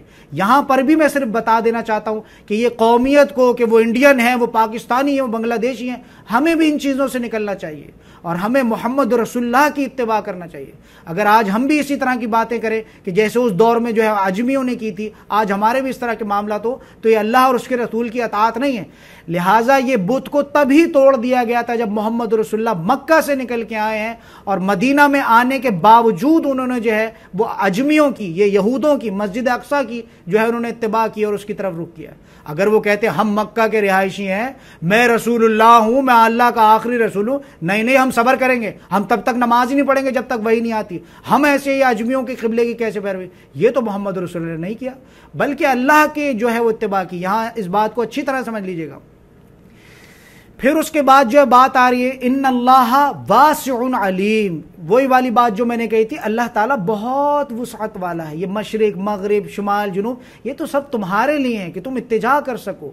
جیسے میں نے بتایا تھا صبح دوپہر شام یہ اوقات تمہارے لیے ہیں۔ ہمارا جو جنت میں جو معاملات ہوں گے وہ تو ہمیشہ ہمیشہ کی جو ایک روشنی سی ہوگی، سمجھ آ رہی نہیں؟ ہمیشہ کی سی ایک روشنی ہے۔ یہ چاند اور سورج اور تارے وغیرہ یہ تو سب لپیٹ دیے جائیں گے۔ وہاں ایسا تھوڑی ہوگا صبح ہو رہی ہے دوپہر ہو رہی ہے، وہاں تو ہمیشہ ایک جیسا موسم رہے گا، ایک جیسا ماحول رہے گا۔ بات سمجھ میں آ رہی ہے؟ وہاں یہ سورج وغیرہ، کیونکہ سورج جو ہے تو دنیا کے اسی میں لپیٹ دیا جائے گا، سمجھ آ رہی نہیں؟ تو اللہ تعالیٰ بہت وسعت والا ہے۔ اللہ تعالیٰ کسی اتجاہ میں نہیں ہے کہ صرف اگر تم نے تھوڑا سا قبلہ یوں ہو گیا۔ بہت زیادہ بھی لوگ جو ہے اس چیز کو کرتے ہیں کہ نہیں قبلہ تھوڑا سا ایسے، نماز میں بھی لوگوں کو پھیر دیتے ہیں۔ اتنا زیادہ اس چیز میں نہیں ہے۔ اگر آپ کو قبلے کی اتجاہ نہیں پتہ چلتی ہے، کسی ایسی جگہ میں آپ پہنچے ہیں، کہیں کسی ٹور پہ گئے، ہوٹل میں آپ پہنچے ہیں، وہاں جا کر اگر اتجاہ نہیں پتہ چلتی ہے، پوچھنے سے بھی کسی کو نہیں پتا، تو آپ کسی بھی جانب آپ نماز پڑھ لیں، انشاءاللہ تعالیٰ آپ کی نماز ہو جائے گی۔ یہ قبلے کو بہت زیادہ ہم لوگوں نے بڑا چڑھا، لاکھوں کروڑوں ویڈیوز جو ہے اس کی جو ہے یوٹیوب پہ آ گئی۔ ان اللہ واسع علیم، اللہ تعالیٰ بہت وسعت والا ہے اور بہت جاننے والا ہے۔ تم کسی طرف بھی رخ کرو وہ جانتا ہے ان چیزوں کو، ٹھیک ہے؟ لیکن اس میں یہ ہے کہ رخ ہمیں قبلے کی طرف ہی کرنا چاہیے، جو کہ سنت طریقہ ہے، جو ہمارا مسلمانوں کا ہے، سمجھ آ رہی ہے؟ اب اس میں یہ نہیں کہ کوئی کہیں پہ بھی جا نماز پھینکے اور نماز پڑھنا شروع کر دے۔ سر نے تو یہ بات کہی تھی، ایک سسٹم ہے، ایک طریقہ کار ہے، جہاں پہ جو چیز نہیں پتہ چلتی وہاں پہ یہ معاملات ہے۔ وقالوا اتخذ اللہ ولدا، اور پھر کچھ لوگوں نے یہ کہنا شروع کیا، جیسے میں پہلے بتا چکا ہوں، معاذ اللہ ثم معاذ اللہ، یہ یہود جو تھے یہ کہتے تھے کہ اللہ تعالیٰ نے بیٹا پیدا کیا عزیر کو، حضرت عزیر علیہ السلام کو اللہ کا بیٹا بنا دیا انہوں نے۔ اسی طرح سے عیسائیوں نے جو ہے وہ کیا کیا، حضرت عیسیٰ علیہ السلام کو اللہ کا بیٹا بنا دیا۔ اب یہ اللہ کا بیٹا بنانا میں بتا چکا ہوں کہ تین میں سے ایک، میں ہر بات وہ کفریہ کلمات کو نہیں دہراؤں گا، تین میں سے ایک اللہ ہے، ایک بیٹا ہے، اور تیسری کوئی عورت، معاذ اللہ ثم معاذ اللہ۔ تو اللہ کا بیٹا قرار دینا بہت گندی گالی ہے۔ یہ ہم کہتے ہیں کہ ہم نصارہ سے یوں کر سکتے ہیں، یہ اس طرح کی گالیاں اللہ تعالیٰ کو دیتے ہیں، ہم کیسے ان کے لیے جو ہے دلی محبت اور اس طرح کا رکھیں گے؟ لیکن اس میں بھی یہ ہے کہ اگر ضرر کوئی ہمیں نہیں پہنچاتا تو ہم بھی اس کو ضرر نہیں پہنچائیں گے، کیونکہ دین میں ہمارے جبر نہیں ہے۔ تم تلوار کی زور پہ جو ہے کسی کو تم اسلام نہیں قائم قبول کرا سکتے۔ کوئی ایسی بات تمہاری اگر ہے، تم اگر ایسی بات کر سکتے ہو، کوئی مغالطہ ان کا دور کر سکتے ہو، تو وہ تمہارے لیے صدقہ جاریہ بن جائے گا۔ لیکن یہ کہ دین میں جبر نہیں ہے، جبرن اگر تم کوئی کام کراؤ گے تو وہ دل سے تو وہ کام نہیں ہوگا۔ تو یہاں پہ اشارہ کیا جا رہا ہے یہ یہود اور نصارہ کے اوپر جو اشارہ کیا جا رہا ہے، وقالوا اتخذ اللہ ولدا، اور وہ کہتے ہیں کہ اللہ تعالیٰ جو ہے اس نے بچہ، بیٹا پیدا، ولد، اس نے جو ہے اولاد کو جنا ہے، معاذ اللہ ثم معاذ اللہ۔ سبحانہ، اللہ تعالیٰ پاک ہے ان چیزوں سے جو تم کہہ رہے ہو، سبحان، وہ پاک ہے ان باتوں سے۔ اب یہاں پہ ذرا ایک بات اور سمجھ لیجئے گا، یہ اولاد پیدا کرنے کی ضرورت کیوں پڑتی ہے؟ انسان کو اولاد پیدا کرنے کی ضرورت اس لیے ہوتی ہے کہ ہمارا مال ہے، اس کو کس کے لیے کما رہے ہیں ہم؟ اولاد سنبھالے گی اس کو۔ اسی طرح سے مثال کے طور پر بہت بڑا کوئی دیندار ہے، نبیوں میں بھی یہ حرص تھی، اولاد ہو، یہ ساری چیزیں ہوں، سب ہو، یہ تو نیچرل چیز ہے، لیکن ان میں کیوں ہوتی تھی؟ ہمارے دین کے کام کو لے کے آگے بڑھے۔ اللہ تعالیٰ رب العزت ایسا کرم کرے، میں نبی ہوں، مثال کے طور پر حضرت یعقوب، ان میں سے وہ حضرت یوسف علیہ السلام پیدا ہو گئے، تو یہ حرص ان میں بھی ہوتی تھی۔ بات سمجھ میں آ رہی نہیں؟ تو ہمارے اندر جو یہ اولاد پیدا کرنے کی جو چیز ہے، انسان کی جو فطرت میں اللہ تعالیٰ نے رکھی ہے، اس کے پیچھے کیا ہے؟ ہماری دولت کو سنبھالے، ہمارے مال کو سنبھالے، ہماری ان چیزوں کو، جو بھی معاملات ہیں، کچھ نہ کچھ کر کے ہماری نسل آگے بڑھے۔ جن کو نہیں بھی پتا اولاد کا فلسفہ، وہ کم سے کم یہ بات تو وہ بھی اس بات کو کہتے ہیں نہیں، نسل تو آگے بڑھے نا کم سے کم۔ مثال کے طور پر 4 بھائی ہیں، 4 بھائی میں سے 3 کے ہو گئے، اب ایک بھائی کو اولاد نہیں ہو رہی، لے کے وہ اسی چیز کو پریشان ہو رہا ہے، میری نسل رک جائے گی، یہ ساری چیزیں ہیں، وہ سمجھ آ رہی ہے؟ اب یہاں پہ جو اللہ تعالیٰ جو پاک ہیں اس چیز سے کہ وہ اس کو کسی اولاد کی ضرورت نہیں ہے۔ دیکھو تم وارث پیدا کرتے ہو، اللہ تعالیٰ تو خود ہی وارث ہے، اس کو کسی وارث کی کیا ضرورت ہے؟ اللہ تو وارث ہے، تمام زمین اور جتنی بھی مخلوقات سب کا وارث وہ ہے، اسے کسی وارث کی ضرورت نہیں ہے، ہمیں وارث کی ضرورت ہے، ہم مر جائیں گے۔ اللہ تعالیٰ کے معاملہ تھوڑی ہے، اللہ تو الحی ہے، القیوم ہے، اسے کسی وارث کی ضرورت نہیں ہے۔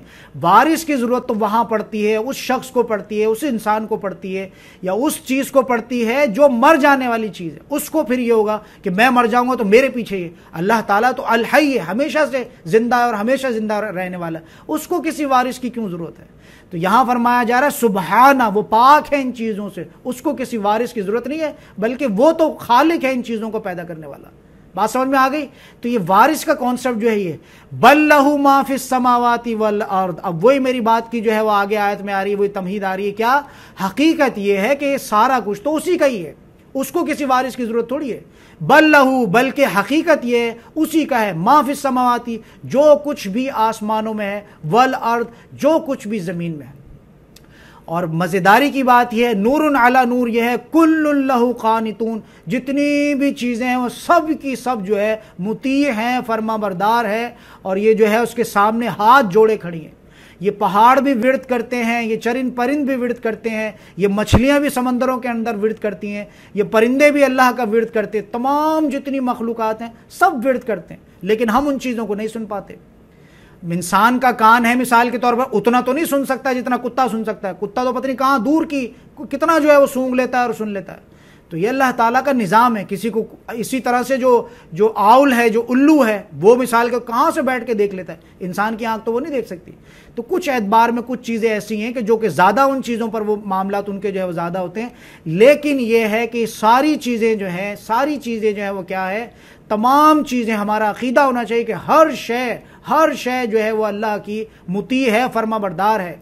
تم دیکھتے نہیں کہ کس طرح سے سیم ٹائم میں جو ہے بادل آ جاتے ہیں، تم دیکھتے نہیں کہ سورج کس طرح سے جو ہے وہ اللہ تعالیٰ سے اجازت لے کے جو ہے کیسے وہ رونما ہوتا ہے۔ کبھی اس طرح سے نہیں ہوا کہ کسی دن ایسا نہیں ہوتا کہ سورج نہ نکلے یا چاند نہ نکلے۔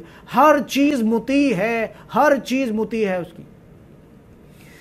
بدیع السماوات والارض، اور اس نے پیدا کیا ہے۔ اب یہاں پہ دو چیزیں سمجھ لیجئے گا، ایک چیز ہے ابداع اور دوسری چیز ہے خلق۔ یہ ابداع اور خلق کا کیا ہے فلسفہ ذرا سمجھ لیجئے گا۔ ابداع کہتے ہیں کہ جو چیز نہیں تھی اور اس سے کوئی چیز اللہ تعالیٰ نے پیدا کر دی۔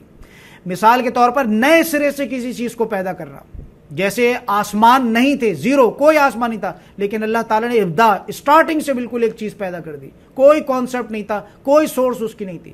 لیکن ایک چیز ہے خلق، جیسے خلق میں بہت بہترین چیز آتی ہے، اشرف المخلوقات، وہ کون ہے؟ مثال کے طور پر انسان، مٹی سے، گھارے سے اللہ تعالیٰ نے جو کیا کیا، انسان کو بنایا، مٹی سے بنایا۔ پہلے ایک چیز موجود تھی، اس سے اللہ تعالیٰ نے کریٹ کیا۔ کریشن جو ہے یہ بالکل ایک دم جو ہے وہ نیو سرے سے نہیں ہوتی، بلکہ کسی چیز کو لے کے بنانا، وہ کریشن میں آتا ہے۔ مثال کے طور پر آپ کوئی ڈیزائن کریٹ کرتے ہیں، کوئی اور چیز کریٹ کرتے ہیں، کسی نہ کسی چیز کی مدد سے آپ کرتے ہیں، قلم ہوتا ہے یا اور کوئی اس طرح کی چیز ہے جس کی مدد سے آپ کرتے ہیں۔ تو یہاں ابداع اور تخلیق کے معاملات کو سمجھ لیجئے گا، کوئی چیز نہیں تھی اور اس نے بالکل نئے سرے سے کوئی چیز بنا کے کھڑی کر دی۔ سمجھ آ گئی بات؟ تو اسی طرح سے خلق کیا ہے کہ وہ تخلیق سے، حضرت آدم علیہ السلام کو اپنے ہاتھوں سے بنایا، ان کے نقش کو نکھارا اور وہ سارے کام۔ تو حضرت آدم علیہ السلام کے لیے ہمیشہ تخلیق کا لفظ جو ہے استعمال ہوگا۔ غیر انسان جتنی بھی چیزیں ہیں وہ کیا ہیں؟ ابداع ہے، اور انسان جو ہے تخلیق کیا گیا ہے، اس کو اللہ تعالیٰ نے اپنے ہاتھوں سے بنایا ہے۔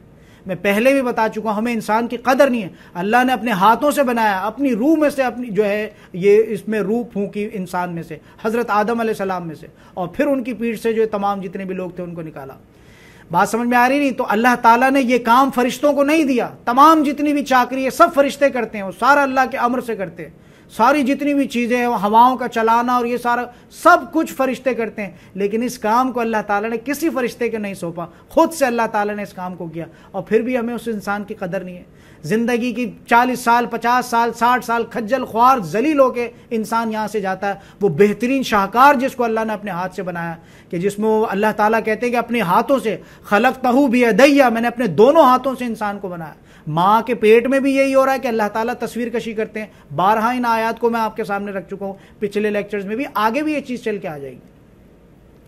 ماں کے پیٹ میں بھی جو تخلیق ہو رہی ہے وہ ساری تصویر کشی اللہ تعالیٰ کرتے ہیں. کیسے اس کے ہونٹ بنیں گے, کیسے منہ بنے گا, کیا, وہ ساری تصویر کشی اللہ تعالیٰ کرتے ہیں. ایسے نہیں ہے ساری چیزیں اس طرح سے ہو رہی ہیں. لہٰذا بات ہو رہی تھی بدیع, یعنی بالکل اسٹارٹنگ سے کوئی چیز, اسی سے پھر یہ چیز بنی ہے بدعت. اب یہ بھی سمجھ لیجئے گا, لگے ہاتھوں اس لفظ کو بھی, کوئی بھی شے نہیں تھی دین میں, جڑ سے اٹھا کے کوئی چیز تم نہیں, نئے سرے سے تم کسی چیز کو لا کے تم نے دین میں لا کے اس کو گھسیڑ دیا. اور بدعت کے بارے میں سمجھ لیجئے گا, بدعت کا بہت بڑا نقصان یہ ہے کہ انسان اصول سے انسان ہٹ جاتا ہے.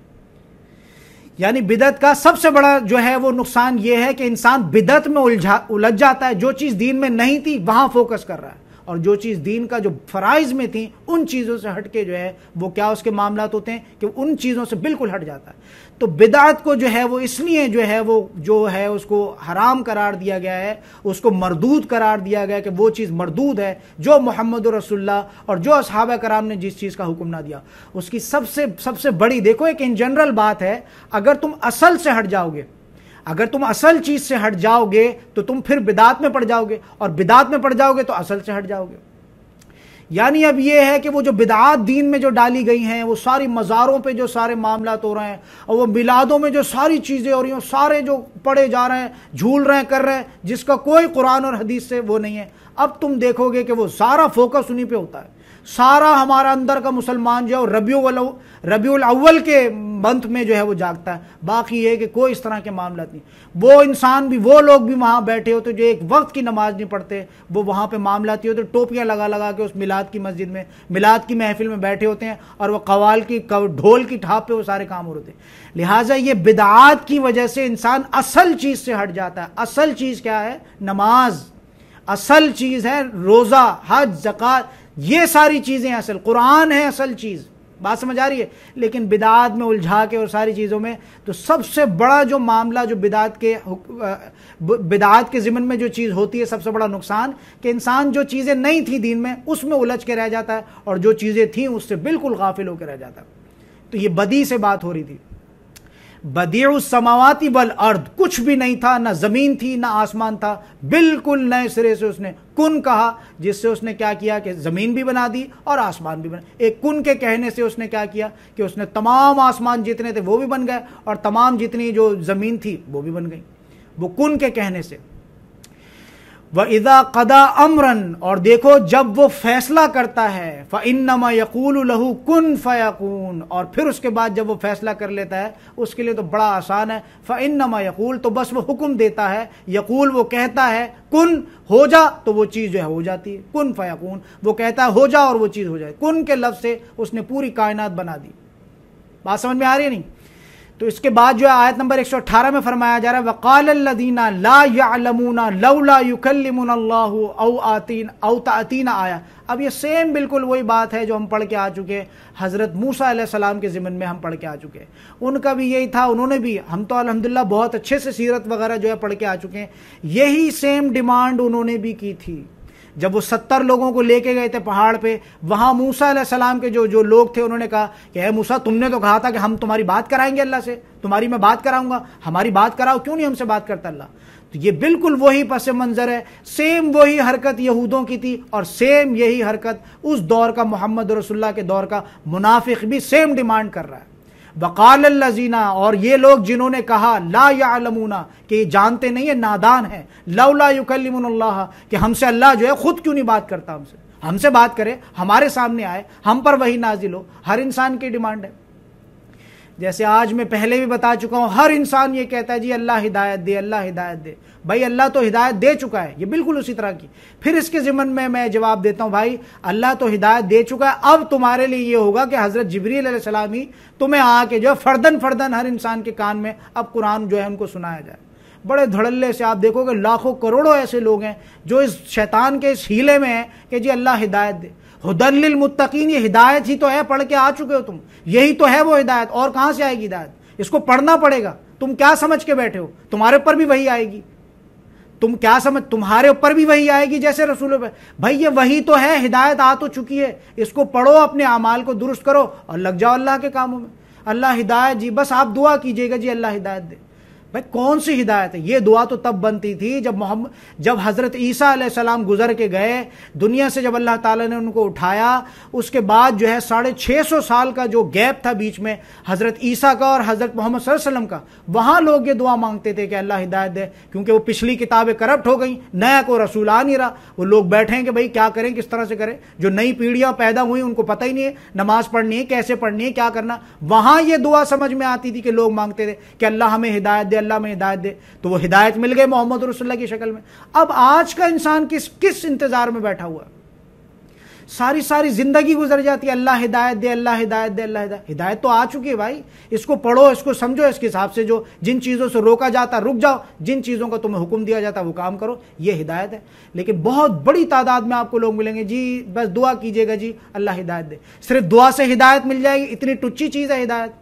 اگر ہدایت دعاؤں سے ملنے لگے، اگر ہدایت جو ہے دعاؤں سے ملنے لگے، اتنی ٹچی چیز ہو گئی، تو وہ حرمین میں جو دعائیں ہو رہی ہیں اللہم اہدنا فیمن ہدیت، اللہ لاکھوں لوگ 25 30 لاکھ جو ہے حرم میں کھڑے ہو کے دعا مانگ رہے ہیں، مل جاتی ہے ہدایت کسی کو؟ ذرا خود اندازہ لگاؤ بھائی، ہدایت اتنی ٹچی چیز نہیں کہ تمہیں ورثے میں مل جائے، ہدایت کے لیے تو تمہیں عمارت کھڑی کرنا پڑے گی۔ ورثے میں صرف تمہیں مسلمانیت مل رہی ہے، تم مسلمان ہو، الحمدللہ، اس چیز پہ شکر کرو، اب آگے قرآن کو پڑھو، سمجھو، یہ سارے کام کرو۔ تو لہٰذا یہ ہدایت اتنی حقیر فقیر چیز نہیں ہے کہ ہر کسی کو کہنے سے مل جائے۔ بات سمجھ میں آ رہی ہے؟ کوئی اس طرح کا جیسے محمد رسول اللہ نے جو ہے حضرت عمر کے لیے دعا کی کہ یا تو عمرو بن حشام یعنی یہ جو ابو جہل ہے اس میں سے، یا پھر عمر بن خطاب میں سے کوئی جو ہے اے اللہ ان کو میری جھولی میں ڈال دے، تو اللہ تعالیٰ نے وہ رسول تھے، ان کے لیے جو ہے وہ چیز ہو سکتی تھی۔ ہمارے میں سے تو کوئی ایسا پیدا نہیں ہوا میں دعا کر دوں کہ اللہ ہدایت دے دے اور وہ ایک دم آ جائے، جی سر میں قرآن پڑھنا چاہتی ہوں، میں سیکھنا، ایسے تو نہیں ہوگا بھائی۔ محنت کرنا پڑے گی ہدایت کے لیے، محنت کرنا پڑے گی، کوئی شارٹ کٹ نہیں ہے دین میں۔ یہ سارے شارٹ کٹس جتنے بھی ہیں سب باطل ہے، کوئی شارٹ کٹ نہیں ہے۔ تمہیں پڑھنا پڑے گا، تمہیں سمجھنا پڑے گا، تمہیں قربانیاں دینا پڑیں گی، تمہیں ٹھوک بجا کے اللہ تعالیٰ پھر اس کے بعد تمہیں آزمائشوں میں ڈال کے دیکھے گا۔ تم اس کے کلام سے پیچھے تو نہیں ہٹ جاتے۔ یہ تم دعوے کر رہے، جھوٹے دعوے، ہم ایمان لائے، ہم ایمان لائے، ہم ایمان لائے، حقیقتاً تمہارا ایمان بھی ہے یا نہیں؟ تھوڑی سی مشکل میں جو ہے تم پیچھے ہٹ جاتے ہو۔ یہ ہے وہ چیز۔ تو وہ کیا فرمایا جا رہا ہے کہ وقال الذین لا یعلمون لولا یکلمنا اللہ او تأتینا آیا، کہ کیوں اللہ جو ہے ہم سے بات نہیں کرتا یا ہمیں جو ہے وہ آیت نہیں دیتا، کوئی نشانی ایسی ہمیں دکھا دے، اللہ ہمارے سامنے آ جائے اور ہمیں نشانی دکھا دے، ہم بات ختم ہو جائے گی۔ سیم یہی ڈیمانڈ جو ہے وہ یہ انہوں نے کی تھی بنی اسرائیل نے، سیم یہی ڈیمانڈ جو ہے وہ کون کر رہا ہے؟ یہ نبی کریم صلی اللہ علیہ وسلم کے دور کے منافقین بھی یہ ڈیمانڈ کر رہے ہیں، کیوں نہیں اللہ ہمارے سامنے آ جاتا؟ اب یہاں ان کی طرف اشارہ کیا جا رہا ہے کذالک قال الذین من قبلہم مثل قولہم، بالکل اسی طرح کی بات کہہ چکے ہیں وہ لوگ ان سے پہلے بھی۔ میں بتا چکا ہوں حضرت موسیٰ علیہ السلام کی جو بات ہے اس میں، تو یہاں پہ بھی اللہ تعالیٰ انہی کی طرف اشارہ کر رہا ہے کذالک قال الذین من قبلہم، یہ بالکل اسی طرح کی بات ہے جو کہہ چکے ہیں اس سے پہلے کے لوگ، مثل قولہم، بالکل اسی طرح کی بات۔ تشابہت قلوبہم، ان کے دل بھی بالکل متشابہ ہو گئے ہیں۔ یا تو اب یہ تشابہ جو ہے دو طرف جاتا ہے، یا تو متشابہ ہو گئے یا تشابہت قلوبہم، یا تو متشابہ ہو گئے ہیں یا پھر یہ کہ شک شبے میں پڑ رہے ہیں۔ یہ تشابہ جو ہے دو طرف جاتا ہے، شک شبے میں بھی یہ چیز آتی ہے، شک پڑ رہا ہے، شبہ ہو رہا ہے، پتہ نہیں ایسا ہے ویسا ہے، یا پھر یہ کہ ملتا جلتا جو ہے، سمجھ آ رہی ہے؟ متشابہ ملتی جلتی ہوئی چیز ہو سکتی ہے، اور یہ ہے کہ وہ جو دوسری میں نے جو آپ کے سامنے کی تشابہت قلوبہم، کہ ان کے دل جو ہے متشابہ ہو گئے پچھلی قوموں کی طرح کے، سیم وہی بات کر رہے ہیں۔ قد بینا الآیات لقوم یوقنون، ہم تو اپنی نشانیاں، واضح نشانیاں ہم تو اے محمد صلی اللہ علیہ وسلم ان کے سامنے رکھ چکے ہیں، جو چیزیں تھی ہم واضح کر چکے ہیں، اگر اب بھی ایمان نہیں لاتے۔ اب جو آگے کے الفاظ آ رہے ہیں جن کو کان کھول کے ان الفاظوں کو سنیے گا، یہ جو نعرہ لگاتے لوگ یا رسول اللہ مدد کے، یہ ہے وہ آیات جس کے لیے میں کل پورا لیکچر میں کہتا رہا ہوں کہ آگے قیامت خیز جو ہے وہ آ رہی ہے آیات۔ انا ارسلناک، بلا شبہ ہم نے آپ کو بھیجا صرف اور صرف کیا بنا کے؟ بالحق کی بشیرا و نذیرا، اے محمد رسول اللہ صلی اللہ علیہ وسلم۔ اب یہ کیوں لگا رہا ہوں محمد رسول اللہ صلی اللہ علیہ وسلم؟ کیونکہ کاف زبر کا آ گیا، انا ارسلناک، کا سے مراد یہ ہے کہ جیسے محمد رسول اللہ حاضر ہے، ناظر ہے، سامنے ہے، تو یہ خبر لا کے سنائی جا رہی ہے، حضرت جبریل علیہ السلام سنا رہے ہیں اس کو اللہ کی جانب سے۔ یہاں کیا فرمایا جا رہا ہے؟ انا ارسلناک، بلا شبہ ہم نے آپ کو جو ہے وہ بھیجا ہے. یہ ارسل رسول میں پہلے بھی اس کی وضاحت کر چکا ہوں. رسالہ میسج کو کہتے ہیں، ارسل بھیجنے کو کہتے ہیں، مرسول سے مراد ہے بھیجی ہوئی چیز. یہ سارا را رسول سے نکلا ہے یہ لفظ، را سین اور لام، اور اسی سے پھر وہ جو ہے ورب کے ساتھ مل کے جو ہے وہ ساری چینجز ہوتی ہیں. یہاں فرمایا جا رہا ہے انا ارسلناک، بلا شبہ ہم نے آپ کو بھیجا ہے، بالحق، حق کے ساتھ ہم نے آپ کو بھیجا ہے. کوئی متشابہ چیز نہیں ہے کہ یہ ایسے ہو سکتا ہے ویسے نہیں، حق کے ساتھ ہم نے آپ کو بھیجا ہے. بشیروں و نذیروں، خوشخبری دینے والا اور ڈرانے والا. اب یہاں ایک بات سمجھ لیجیے گا رک کے کہ ہمارے جو آج کے جو مولوی ہیں وہ زیادہ تر بشارتیں تو سناتے ہیں لیکن نذیر والا کام وہ نہیں کرتے. اتنی حوریں ہوں گی، اتنا یوں ہو رہا ہے، ایسے چلتی ہوئی آئیں گی، یوں ایسے یوں ہو جائے گا، صرف حوروں کی سنا سنا کے شہوت ابھار رہا ہے جوان نسلوں میں.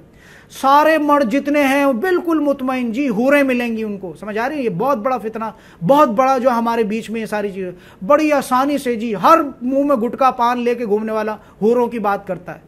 تو یہاں پہ سمجھ لیجیے گا اس بات کو کہ ہمیں اگر بشارت سناتے ہیں تو ہمیں ان کو پھر نظارت بھی سنانی، نذیر والا کام بھی ہونا چاہیے. ہمارے مولوی یہ کام نہیں کر رہا ہے.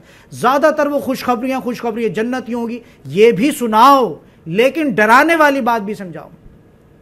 اس کے لیے بہترین نمونہ ہے قرآن. جو قرآن میں جو آیت آ رہی ہے اس کو ایکسپلین کرتے چلو. قرآن میں جہاں آیت آتی ہے ڈرانے کی ڈراؤ، جہاں ان کو بشارت دینی ہے بشارت دو، اس میں کیا مشکل ہے. لیکن محمد رسول اللہ کی یہ ڈیوٹی تھی ان کی کہ اللہ تعالیٰ نے ان کو ایک تو بشیر بنا کے بھیجا تھا. بشیر کہتے ہیں خوشخبری سنانے والے کو، اور نذیر کہتے ہیں ڈرانے والے کو، بری خبر یعنی جس سے وہ دوزخ کی اور جہنم کی جو خبریں ہیں. تو اللہ تعالیٰ یہاں فرما رہے ہیں انا ارسلناک بالحق بشیرا و نذیرا، بلا شبہ ہم نے تو آپ کو حق کے ساتھ بھیجا ہے خوشخبری سنانے کے لیے. ابھی خوشخبری کیا ہے؟ جو ایمان پہ چلتا ہے، جو دن رات اس میں لگا رہا ہے، اس کے لیے خوشخبری ہے. اب آپ میں سے انشاءاللہ تعالیٰ جو سچے دل کے ساتھ ایمان کے ساتھ ان کاموں کو کر رہا ہے ان کے لیے تو قرآن خوشخبری ہے. اب ان کو وہ پریشانی تھوڑی ہوگی، ان کا تو دل مطمئن ہو گیا ہے. بات سمجھ میں آ رہی ہے؟ پریشانی ان کو ہوگی کہ جن کے اعمال ابھی تک درست نہیں ہوئے، وہی حرکات کر رہے ہیں، شرک میں مبتلا ہیں، کفر میں مبتلا ہیں، تعویذوں میں یا پھر وہ مزاروں میں یا اور اس طرح کی کوئی خباثت حرام کاریوں میں، کوئی بھی اس طرح کا کام جو محمد رسول اللہ نے اور اس کے رسول نے منع کیا ہے، ابھی بھی انہی کاموں کی پیروی کرتے ہیں. ان کو ٹینشن ہوگی، اوہو جی یہ آیت آ گئی، یہ مسئلہ ہو گیا، یہ ہو گیا. لیکن جو اپنے اعمال کو سدھار چکے ان کے لیے تو کوئی پرابلم نہیں ہے. ان کے لیے تو اب خوشخبری ہی خوشخبری ہے. جہاں جہاں جنت کی بات آئے گی وہاں دل میں جو ہے وہ کلیاں کھل جاتی ہوں گی. اور یہاں پہ جو بات آ رہی ہے ولا تسألوا عن اصحاب الجحیم، اور اے محمد رسول اللہ ہم آپ سے اس چیز کی پرسش نہیں کریں گے. کن لوگوں کے بارے میں؟ ان اصحاب الجحیم، دوزخیوں کے بارے میں ہم آپ سے سوال نہیں کریں گے کہ اے محمد ہم نے تمہیں رسول بنا کے بھیجا تھا، یہ لوگ کیسے چلے گئے. یہ ان سے سوال نہیں ہوگا. یعنی یہاں ان کو ریئلائز کرائی جا رہی ہے محمد رسول اللہ کو ان کی ڈیوٹی کہ ہم نے آپ کو صرف کس لیے بھیجا ہے کہ آپ حق کے ساتھ. محمد رسول اللہ نے صلی اللہ علیہ وسلم اس ڈیوٹی کو بہت اچھے سے نبھایا، کوئی بات نہیں چھپائی، کوئی بات نہیں چھپائی. جو بھی بات تھی، ایون یہاں تک جو پرسنل چیزیں جو ہوتی تھی اور اس طرح کی بہت سارے مسائل ہوتے تھے جو لوگوں کو پوچھنے میں شرم آتی تھی، وہ بھی محمد رسول اللہ نے بالکل حق کے ساتھ ان باتوں کو رکھ دیا. جو پرسنل جو خواتین کے مسائل ان کو بھی کھول کے رکھ دیا. کسی عورت نے آ کے اگر کوئی سوال پوچھ ہی لیا تو اس کا بھی جواب دے کہ بھئی یہ اس کا ہی جواب ہے. یہ بات سمجھ میں آ رہی ہے؟ حق کے ساتھ انہوں نے بشیروں و نذیروں والا.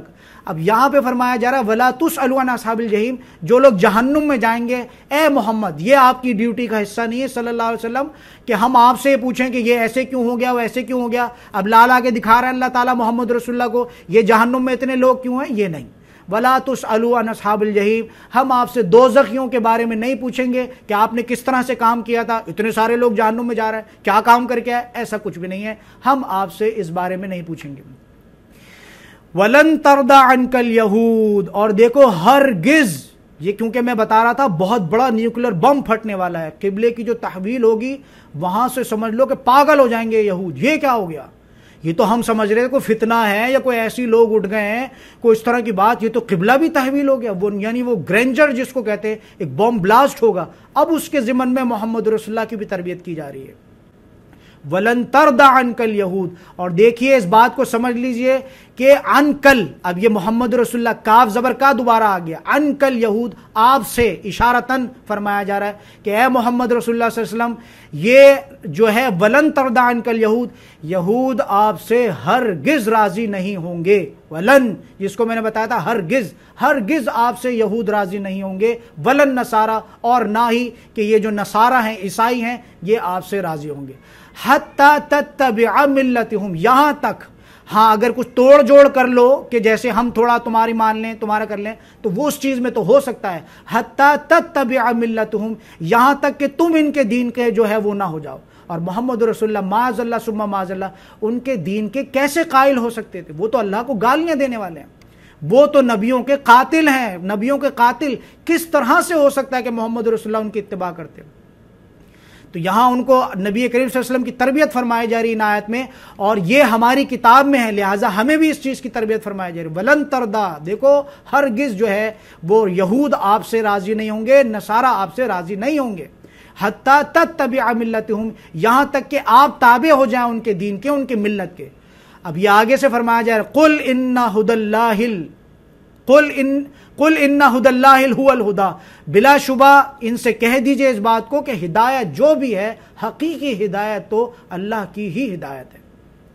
یہ تم نے جو ہیلے بہانے بنا رکھے ہیں، ایسا کر لو ویسا کر لو، ہدایت صرف اور صرف، اور اس کی بڑی پیاری تشریح میں آپ لوگوں کے سامنے کر چکا ہوں، ہدایت در حقیقت کہتے ہیں اس رستے کو جس پر چلتا ہوا انسان جائے اور جا کے اللہ تعالیٰ سے ملاقات کر لے۔ ہدایت کی منزل ہے اللہ سے ملاقات، یہ سمجھ لینا اس کو۔ ہدایت کو بھی ہم نے پتہ نہیں کیا سمجھ کے رکھا، بات سمجھ میں آ رہی ہے؟ تو ہدایت ہے اس رستے کا نام کہ جس پر چلتے ہوئے تم جاؤ اور اللہ تعالیٰ سے تم ملاقات کر لو، یہ ہے اصل ہدایت۔ اب آگے کے جو الفاظ آ رہے ہیں اس میں ذرا دیکھیے گا، ایک ترجمہ تو میں وہ کروں گا جو کہ قرآن میں موجود ہے، لیکن ایک ترجمہ میں وہ کروں گا جو کہ ایک ترجمہ میں وہ کروں گا جو کہ بالکل ورڈ ٹو ورڈ ترجمہ ہونا چاہیے، لیکن پھر اس کے بعد ایک ترجمہ وہ کروں گا جو مفسرین نے کیا ہے۔ اب اس میں فرمایا جا رہا وَلَئِنِ اتَّبَعْتَ أَهْوَاءَهُمْ، اور اگر اے محمد صلی اللہ علیہ وسلم اگر آپ نے ان کی پیروی کر لی، سمجھ آ رہی ہے نہیں؟ اور اگر کہیں پیروی کر لی تم نے ان کی خواہشات کی، یہ ہوا کہتے ہیں، ہمارے یہاں تو ہوا وہ ہوتی ہے جو ہوا ہوتی ہے اڑنے والی، لیکن ہوا احوا کہتے ہیں، یہ خواہش نفس کو کہتے ہیں احوا۔ تو یہاں فرمایا جا رہا ہے وَلَئِنِ اتَّبَعْتَ أَهْوَاءَهُمْ، اور اگر آپ نے ان کی خواہش کی پیروی کر لی۔ اب یہ ترجمہ کر رہا ہوں جو لفظی ترجمہ بنے گا قرآن کا، میں اس کو ذرا کھول کے رکھنا چاہتا ہوں اس بات کو، کیونکہ یہ بات کھل کے سمجھ میں آتی نہیں لوگوں کو۔ زیادہ تر وہ کیا ہوتا ہے، لفظوں کی چاشنی میں مفسرین نے ان چیزوں کو کر کے وہ ٹی وی پہ بیٹھ کے کرتے ہیں، ظاہر سی بات ہے ٹی وی والے لات مار دیں گے، میں تو یہاں بیٹھا ہوں، میں تو کھل کے بات کروں گا، جو قرآن کی لفظی ترجمہ بنے گا میں اس بات کو کروں گا، پھر آگے میں بتا دوں گا کہ وہ کیا معاملات ہے۔ وَلَئِنِ اتَّبَعْتَ أَهْوَاءَهُمْ، اور اگر کہیں آپ نے اس کی پیروی کی، ان کی خواہشات کی، بعد الذی جاءک من العلم، اس کے باوجود کہ آپ کے پاس علم آ چکا ہے، ما لک من اللہ من ولی ولا نصیر، تو نہیں ہوگا آپ کا بھی کوئی ولی اور کوئی نصیر، اللہ کی گرفت سے آپ کو بھی بچانے والا کوئی انسان نہیں ہوگا۔ کتنی قیامت کے معاذ اللہ ثم معاذ اللہ، لیکن یہ ساری بات ہو رہی ہے بفرض محال، کیونکہ محمد رسول اللہ اپنی ڈیوٹی کر کے جا چکے ہیں، اور ہمیں پتہ ہے کہ الحمدللہ ثم الحمدللہ اس طرح کا کچھ بھی نہیں تھا، انہوں نے کوئی اتباع نہیں کی۔ بات سمجھ میں آ گئی؟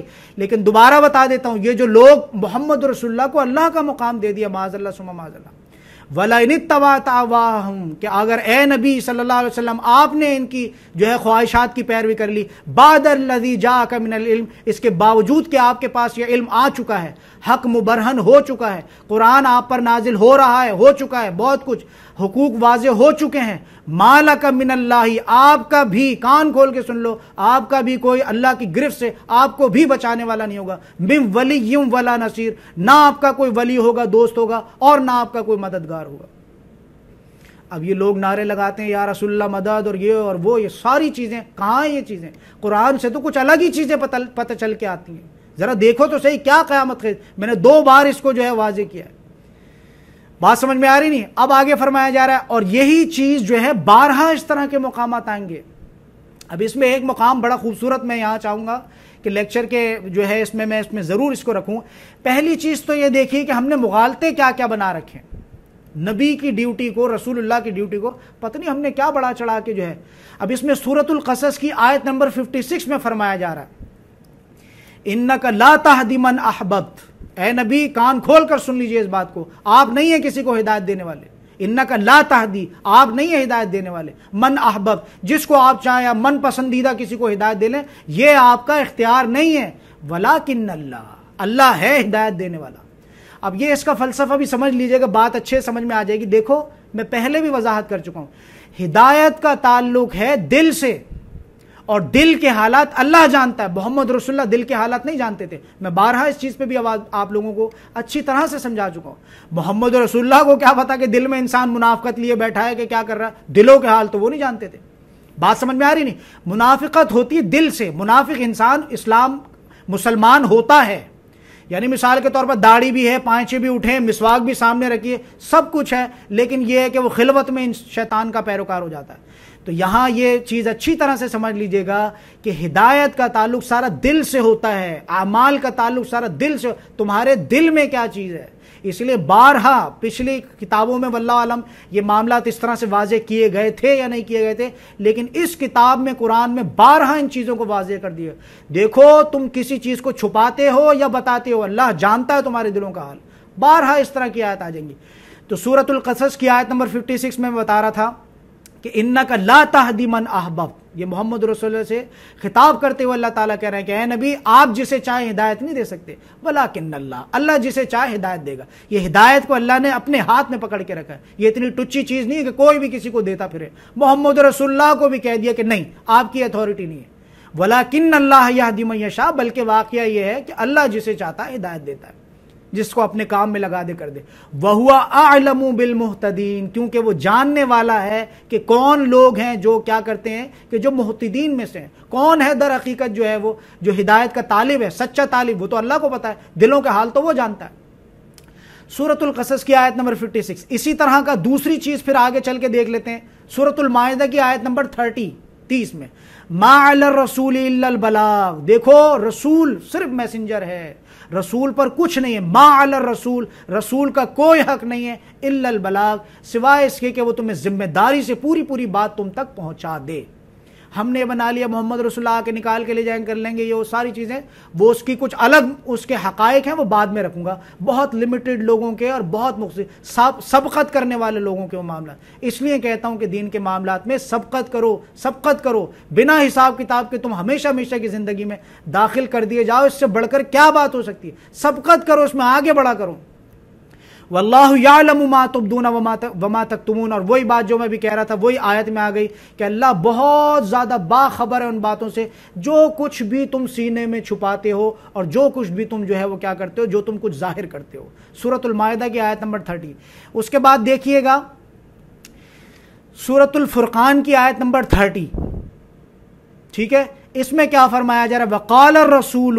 اب ہم یہاں بنا کے بیٹھے ہیں، وہ تو محمد رسول اللہ آئیں گے کہیں گے پیچھے سے نکل جاؤ. جیسے پچھلے لیکچر میں جیسے میں نے قصہ سنایا تھا ہمارے گاؤں دیہات میں، تو یہ چیز مشہور ہے کہ جو کرنا ہے کرو، ٹھیک ہے. اللہ ایک تو یہ ہے پوائنٹ، ایجنڈا نمبر 1 اللہ بہت غفور رحیم ہے. ایجنڈا نمبر 2 اگر جو کچھ ہو جائے گا گڑبڑی، محمد رسول اللہ نکال کے لے جائیں گے. یہ بنیاد ہماری یہاں چل رہی ہے. اب یہاں اس بت کو توڑا جا رہا ہے. کیا فرمایا جا رہا ہے، وقال الرسول، اور رسول اس دن کہے گا اپنے رب سے، یا ربی، اے میرے رب، ان قوم اتخذوا ھذا القرآن مہجورا.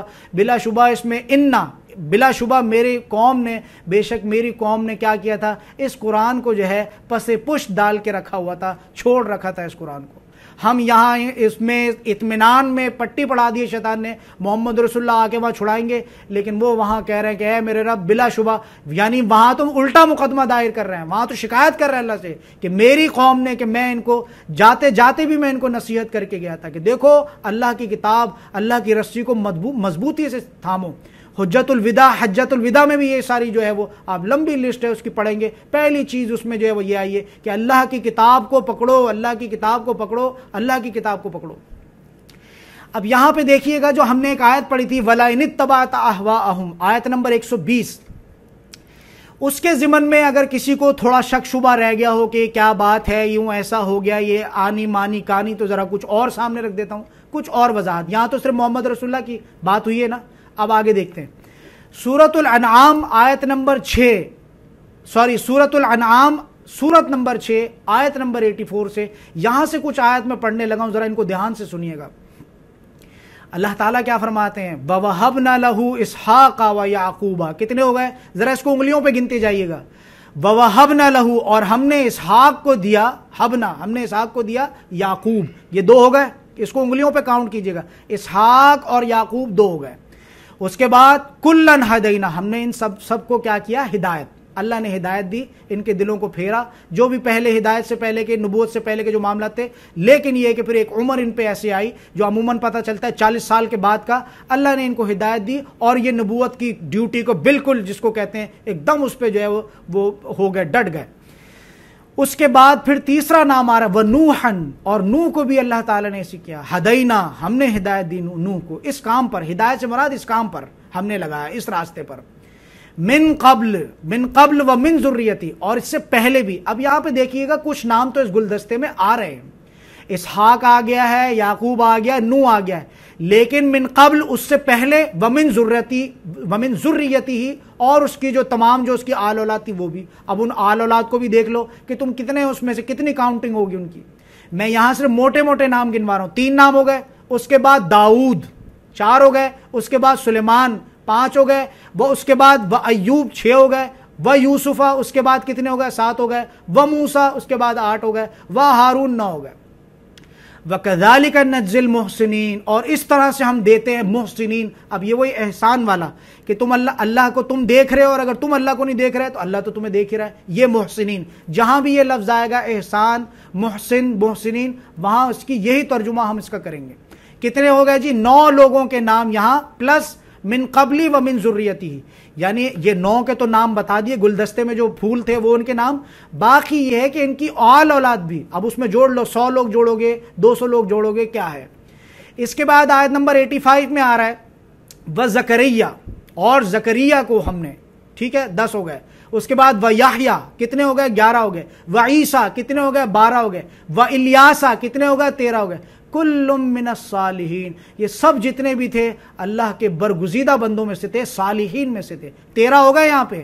آیت نمبر 86 میں دیکھیے گا، واسماعیلا کتنے ہو گئے؟ 14 ہو گئے۔ ویسعا، ولیسعا 15 ہو گئے۔ ویونسا کتنے ہو گئے؟ 16 ہو گئے۔ ولوطن کتنے ہو گئے؟ 17 ہو گئے۔ وَكُلًّا فَضَّلْنَا عَلَى الْعَالَمِينَ، تمام جتنے بھی لوگ تھے ان کو ہم نے جہان والوں پر کیا کیا؟ فَضَّلْنَا عَلَى الْعَالَمِينَ، تمام جہان والوں پر ہم نے کیا کیا؟ فضیلت دی۔ اب آیت نمبر 87 دیکھیے گا، وَمِنْ آبَائِهِمْ، اور اب میں بتا چکا ہوں کہ یہ تو نام لے کے کچھ بات ہو رہی ہے، لیکن کچھ ایسے بلینک چیکس بھی اللہ تعالیٰ جو ہے اس میں بھر رہا ہے۔ وَمِنْ آبَائِهِمْ، اور ان کے بہت سارے ان کے آبا میں سے بھی تھے، ٹھیک ہے نا، 100 200 300 جو بھی جوڑنا چاہو وہ بھی جوڑ لو۔ وَمِن ذُرِّيَّتِهِمْ، اور ان کی جو ہے وہ آل اولاد میں سے بھی تھے۔ وَإِخْوَانِهِمْ، اور ان کے بھائیوں میں سے بھی تھے، سمجھ آ رہی ہے۔ وَاجْتَبَيْنَاهُمْ، جن کو ہم نے چنا تھا۔ وَهَدَيْنَاهُمْ، جن کو ہم نے ہدایت دی تھی۔ سمجھ لینا یہ الفاظ میں ایک ایک لفظ بتا رہا ہوں۔ وَاجْتَبَيْنَاهُمْ، جن کو ہم نے چنا تھا، جن کو مقبول کیا تھا اپنے۔ وَهَدَيْنَاهُمْ، جن کو ہم نے ہدایت دی تھی۔ إِلَى صِرَاطٍ مستقیم، صراط مستقیم کی جگہ۔ اب آیت نمبر 88 میں آ رہا ہے ذالک ھدی اللہ یہدی بہ، یہ اللہ کی ہدایت ہے وہ جسے چاہتا ہے، من یشاء، جسے چاہتا ہے، من عبادہ، اپنے بندوں کی جانب جس کو چاہتا ہے۔ اب آگے کے قیامت خیز الفاظ آ رہا ہے ولو اشرکوا، اور اگر ان میں سے بھی کوئی شرک کرتا، یہ میں نے کہا تھا کہ وہ پیچھے جو ہے بڑا لگ رہا ہوگا کیا کہہ دیا رسول اللہ کے بارے۔ ولو اشرکا، کتنے لفظ پڑھ کے آئے ہم؟ 17 تو نام پڑھ لیے، باقی ان کی ذریت اور ان کے اخوان، ان کے بھائی، ان کے بیٹے اور ان کی آل اولاد۔ وَمِن ذُرِّيَّتِهِ، اب یہاں دیکھیے گا الفاظ کیا آ رہا ہے آیت نمبر 88 میں، وَلَوْ أَشْرَكُوا، اگر ان میں سے بھی کوئی شرک کرتا، لَحَبِطَ عَنْهُمْ، تو ہم ان کے بھی اعمال حبط کر لیتے، مَا كَانُوا يَعْمَلُونَ، بسبب اس کے جو یہ کام یہ کرتے۔ 17 لوگوں کے نام یہاں پہ آ رہے ہیں، جلیل القدر پیغمبروں کے نام، اگر یہ بھی شرک کرتے تو ہم ان کے بھی اعمال کو حبط کر لیتے۔ آیت نمبر 88 سورۃ الانعام کی۔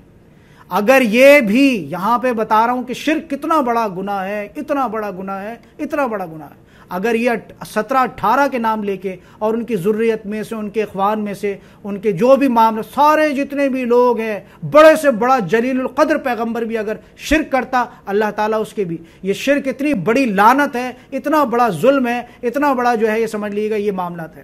بات سمجھ میں آ گئی اچھی طرح سے؟ اب اس کے بعد جو ہے الذین آتیناہم الکتاب، یہ وہ لوگ ہیں جن کو ہم نے دی ہے کتاب، یتلونہ، جو اس کی پیروی بھی کرتے، اس کو پڑھتے بھی ہیں، حق کا تلاوتی ہی، جیسے اس کے پڑھنے کا حق ہے۔ یہ تمام لوگوں کے اس طرح کے معاملات نہیں ہیں، بلکہ یہاں کچھ تھوڑا سا ان میں کنکلیوڈ کر دیا، اولئک یؤمنون بہ، جو اس کی تلاوت کرتے ہیں، جو اس کی پیروی کرتے ہیں، جو اس کو فالو کرتے ہیں۔ اب یہاں سمجھ لیجئے گا، یہ بالکل اس طرح سے ہے جو تفسیر سے پڑھتے ہیں قرآن کو۔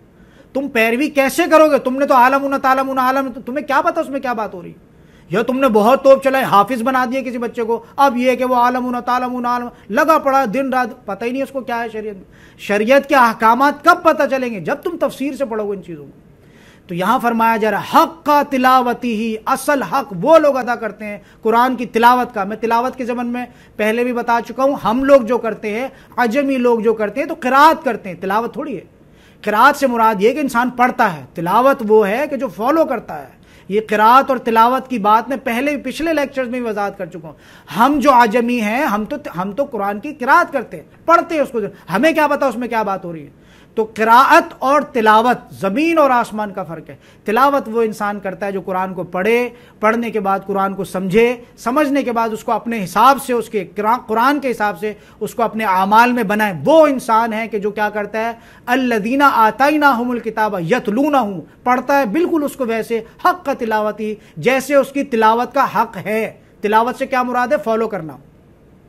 بات سمجھ میں آ گئی نا؟ پہلے بہت زیادہ ڈیٹیل میں بات کر چکا ہوں۔ اولئک یؤمنون بہ، یہ ہیں وہ لوگ، یہ وہ سرٹیفکیٹ والا ورڈ آ گیا۔ اولئک، در حقیقت یہ ہیں وہ لوگ کہ جو ایمان رکھنے والے اس قرآن پر۔ اب سمجھ آ رہی ہوگی بات کھل کے؟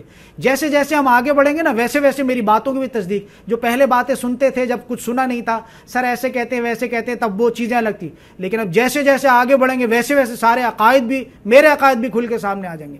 یہ ہے وہ اولئک، یہ ہیں در حقیقت، یہ ہیں وہ لوگ، یہ ہیں وہ لوگ، یہ کہ جو کیا کرتے ہیں، یؤمنون بہ، جو قرآن پر ایمان رکھتے ہیں، یؤمنون بہ، اس قرآن پر جو ہے وہ ایمان رکھتے ہیں۔ ومن یکفر بہ، اور اس کے برعکس، برخلاف اس کے کہ جو اس سے کفر کرتے، اس سے، قرآن سے، فاولئک هم الخاسرون، وہ تو بہت زیادہ جو ہے وہ خسارہ اٹھانے والے ہیں۔ اب یہ کفر کے بارے میں بچوں کی طرح رٹا چکا ہوں، پہلے بھی لکھوا چکا ہوں۔ دیکھو، کفر صرف وہ نہیں ہے کہ جو انسان بالقول کرتا ہے، کفر بالعمل بھی ہوتا ہے، بلکہ بالعمل تو انسان اور بڑا مستحق ہو جاتا ہے اللہ کے عذاب کا۔ تم نے ساری بات کفر پلس کافر پلس جو ہے وہ سمجھ لیجئے کہ آج کے دور کا جو مسلمان ہے وہ کافر تو وہ ہے، لیکن ساتھ ہی ساتھ منافق بھی ہے وہ، یہ دیکھیے ذرا اس چیز کو۔ تو کفر بالعمل بھی ہوتا ہے۔ ایک وہ ہو گیا، ایک انسان وہ ہے جو کہتا ہے میں نہیں مانتا اللہ کو، میں نہیں مانتا رسول کو، میں نہیں مانتا قرآن کو، ایک تو وہ کافر ہے جس کی عام اصطلاح ہمیں پتہ ہے۔ ایک انسان وہ ہے جو مانتا تو سب کو ہے، ہاں جی میں مانتا ہوں اللہ کو، ہاں جی میں رسول اللہ کو بھی مانتا ہوں، کہیں ریلی نکل رہی ہے توڑ پھوڑ کی تو اس میں لبیک یا رسول اللہ، وہ سارے ڈرامے ناٹک جتنے ہو رہے ہیں سب میں بھاگ دوڑ میں شامل ہے۔ وہ کیا کہہ رہا ہے جی، میں رسول اللہ پر وہ کرتا ہوں، ٹھیک ہے نا۔ اسی طرح سے قرآن کو بھی، ہاں جی اللہ کی کتاب ہے، اور یہ کہ ابھی فارغ وقت ملا تو لے کے ایک صفحہ پڑھ لیا، اتنی نیکیاں مل جائیں گی، سارا ڈرامہ جتنا ہو رہا ہے امت میں، سمجھ آ رہی ہے؟ شریعت تھی میرے بھائی، یہ لائف سٹائل تھا، یہ طریقہ کار تھا، تم نے کیا بنا کے رکھا اس قرآن کو؟ اس سے پیروی لینی تھی، اس سے معاملات کو سمجھنا تھا۔ ومن یکفر بہ، کہ جو کیا کرے گا، کفر کرے گا۔ اس سے کفر پہ بات ہو رہی تھی، کفر بالقول بھی ہے، کفر بالقول بھی ہے جو اس دور کے لوگوں نے کیا، اور اب ہم جو کر رہے ہیں یہ کفر بالعمل ہے۔ اور اس کی سب سے بڑی دلیل یہ ہے کہ رزلٹ کے اعتبار سے دونوں کا رزلٹ زیرو ہے۔ بھائی ایک وہ انسان ہے، تھوڑا کامن سینس لڑائیے، ایک وہ انسان ہے جو کہتا ہے میں نہیں مانتا، اچھا فیل ہو گیا، زیرو ہو گیا۔ ایک وہ انسان ہے جو مانتا تو ہے، لپ سروسنگ تو پوری کر رہا ہے، لیکن جب کیلکولیشن کرو گے اس کی تو اس کا بھی رزلٹ زیرو آئے گا۔ بالکل موٹی سی بات ہے، اس میں کوئی بھاری بھرکم بات نہیں ہے. تو دونوں کے ترازو جب تم چیک کرو گے، دونوں کے ترازو جب چیک ہوں گے تو رزلٹ اس میں نکل کے آئے گا 0. جو کفر بالقول کرنے والا ہے اس کا بھی آئے گا، وہ ہو سکتا ہے کہ اللہ اس کو بڑھا دے طغا میں، کہ وہ بغاوت بھی کرے، مسلمانوں کے خلاف کوئی اور بھی کام کرے. لیکن یہ والا بھی کفر ہے، یہ بھی کفر ہے بالعمل، کہ تم پڑھنے کے بعد، کرنے کے بعد، یا نہ پڑھے نہ کرنے کے بعد بھی تم یہ کام کرتے ہو، کفر کی روش تم نے اختیار کر کے رکھی. فَأُولَٰئِکَ هُمُ الْخَاسِرُونَ، یہ ہیں وہ لوگ در حقیقت جو بہت خسارہ اٹھانے والے ہیں. یہ کفر کو جو ہے میں وضاحت کر دوں اس کی، ہم نے سمجھا یہ تو کافر کی بات ہو رہی ہے تو ہندو ہے، یہ کافر کی بات ہو رہی ہے تو یہ تو عیسائی کی بات ہو رہی ہے، ہماری تھوڑی بات ہو رہی ہے، ہم تو مسلمان ہیں. یہ بہت بڑا مغالطہ ہے، بہت بڑا مغالطہ ہے. یہ کافر کی بات ہو رہی ہے تو گوری چمڑی والا، کوئی سرمئی چمڑی والا، یہ تو ان کے بارے میں بات ہو رہی ہے. بھائی ہم تو مسلمان ہیں. ہم بھی اگر قرآن کے فیصلہ نہیں کرتے ویسے کہ جیسے اللہ نے ہم حکم دیا ہے، ہم بھی کافر ہیں. یہ آگے چل کے یہ چیزیں کھل کے آئیں گی، قرآن کی آیت کا ترجمے میں یہ چیزیں آئیں گی، تفسیر میں نہیں، ترجمے میں چیزیں آئیں گی. اب یہاں سمجھیے گا اس چیز کو کہ جو وہ بتایا تھا، وہ بریکٹ کے بارے میں نے بتایا تھا کہ 10 رکوع ہیں اور 4 سے لے کر، اور وہ اب یہ اس کی آخری 2 آیات آ رہی ہیں. اس طرح سے ہمارا سبق جو ہے یہاں کمپلیٹ ہو جائے گا. یا بنی اسرائیل بالکل اسی طرح کی، اس کی کوئی خاص تفسیر بھی میں نہیں کروں گا کیونکہ پہلے سے بہت وضاحت ہو چکی ہے. صرف میں اس کا آیت پڑھوں گا اور ترجمہ کروں گا. یا بنی اسرائیل، اب یہ لاسٹ ان سے مخاطبت ہے. یا بنی اسرائیل، اے خاندان یعقوب، اذکرو، ذکر کرو، یاد کرو، نعمتی اللتی، اس نعمت کا جو میں نے تمہیں عطا کی تھی، انعمت علیکم، جو تمہارے اوپر جس کا اتمام کیا تھا میں نے، علیکم تم پر، وانی فضلتکم علی العالمین، میں نے تمہیں تمام دنیا میں جتنے بھی لوگ ہیں سب پر میں نے تمہیں جو ہے وہ تمہیں فضیلت بخشی تھی. واتقوا یوما، لیکن اس میں جو قیامت خیز جو آ رہی ہے، جو آیت جو اب ہم دیکھیں کہ آپ دیکھیے گا کہ سارے عقائد بالکل ویسے ہیں جو ہمارے عقائد سے بالکل برخلاف ہیں. اس کے ہم کیا عقائد بنا کے بیٹھے ہیں، قرآن سے کوئی تعلق ہی نہیں ان کا.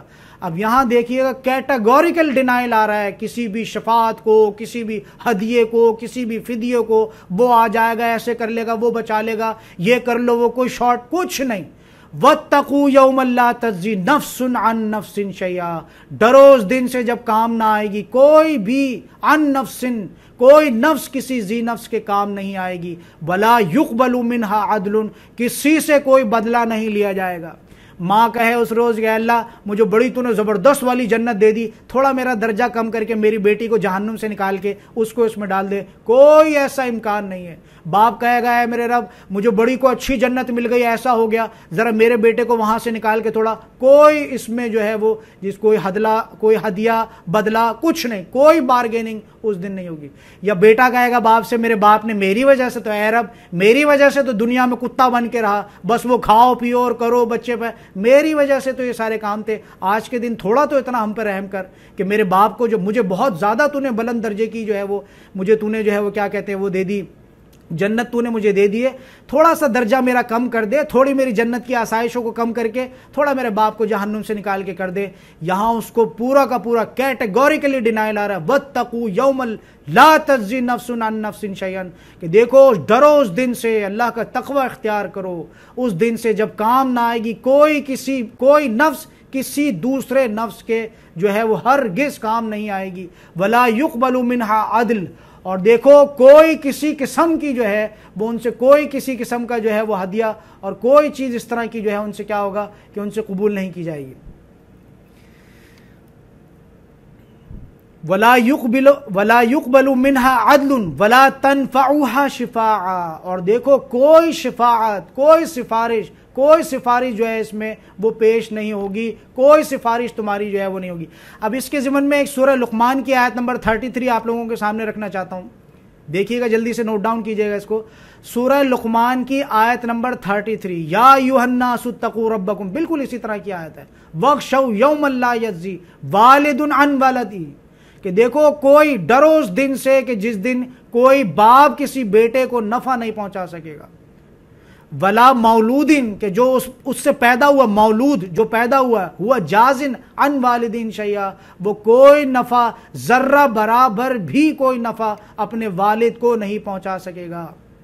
ان وعد اللہ حق، اور پھر یہ آیت ہمیشہ پڑھتا ہوں میں، ان وعد اللہ حق، دیکھو اللہ کا وعدہ سچا ہے، دیکھو اللہ کا وعدہ سچا ہے، دیکھو اللہ کا وعدہ سچا ہے، فلا تغرنکم الحیات الدنیا، کہ دیکھو یہ دنیا کی جو زندگی ہے یہ تمہیں دھوکے میں نہ ڈال پائے۔ تم نے اگر یہ سوچا کہ یہی بھاگ لو، مار لو، پیٹ لو، کھا لو، حرام حلال، یہاں ایسا کر لو، وہ ساس بہو کے پیچھے زندگی اس کی حرام کر کے رکھی ہے، بہو بھی لگی، ساری چیزیں فتنہ بنا کے تم نے رکھ دی، تو دیکھ لو اللہ کا وعدہ سچا ہے، ان وعد اللہ حق فلا تغرنکم الحیات الدنیا ولا یغرنکم باللہ الغرور، اور دیکھو وہ دھوکے باز شیطان لعین جو بہت بڑا دھوکے باز ہے، جس نے دھوکے میں ڈالا ہمارے باپ دادا جو تھے حضرت آدم علیہ السلام، ان کو بہلایا پھسلایا کہ یہ تم کھا لو، پھل کھا لو، جیسے اس نے دھوکے میں ڈالا ایسے تمہیں دھوکے میں نہ ڈالنے پائے۔ ولا یغرنکم باللہ الغرور، اللہ کے بارے، باللہ الغرور سے مراد یہ ہے اللہ کے بارے میں تمہیں دھوکہ نہ ڈالنے پائے۔ اب وہ جو ہم کہتے ہیں کہ جی اللہ بڑا غفور رحیم ہے، جی بس یہ بھی کر لو، وہ اللہ بڑا غفور رحیم ہے، جی اللہ بڑا غفور، یہ ہے وہ پٹی جو شیطان نے ہمیں پڑھا رکھی ہے، سمجھ لیجئے گا اسی بات کو۔ اسی کے ضمن میں پھر ایک اور آیت آپ لوگوں کے سامنے رکھ دیتا ہوں، میرے پاس تھوڑا سا ٹائم بچ رہا ہے 5-10 منٹ، سورۃ المنافقون کی آیت نمبر 9، یا ایھا الذین آمنوا لا تہلکم اموالکم، کہ دیکھو اے ایمان لانے والو، تمہیں تمہارا مال اور تمہاری اولاد جو ہے، میں ترجمہ کر دیتا ہے اس کا، ولا اولادکم، تمہارا مال تمہاری اولاد اللہ کے ذکر سے، اللہ کی یاد دہانی سے، کہ تمہیں اللہ سے ملاقات کرنی ہے، کہ تمہیں وہ کیا کرے کہ عن ذکر اللہ کی یاد سے تمہیں غافل نہ کر دے۔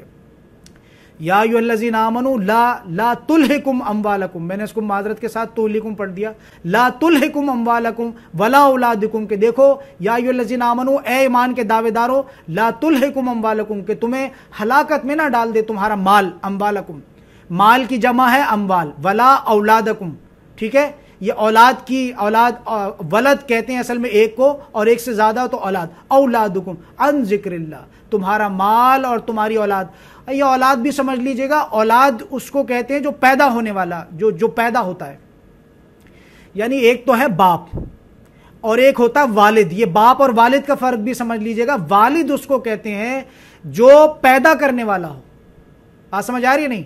یعنی والد اس انسان کے بارے میں لگایا جا سکتا ہے، مجھے بھی جو سٹارٹنگ میں کچھ لڑکیوں نے کہا کہ ہمارے والد کی جگہ ہے، میں ان کے والد کی جگہ کبھی بھی نہیں ہو سکتا، میں نے پیدا تھوڑی کیا ان کو، بات سمجھ میں آ رہی نہیں؟ تو والد وہ انسان ہوگا جو پیدا کرنے والا ہے، جیسے مثال کے طور پر ایک شوہر نے ایک بیوی کے ساتھ مقاربت کی، اب وہ شوہر کون ہے؟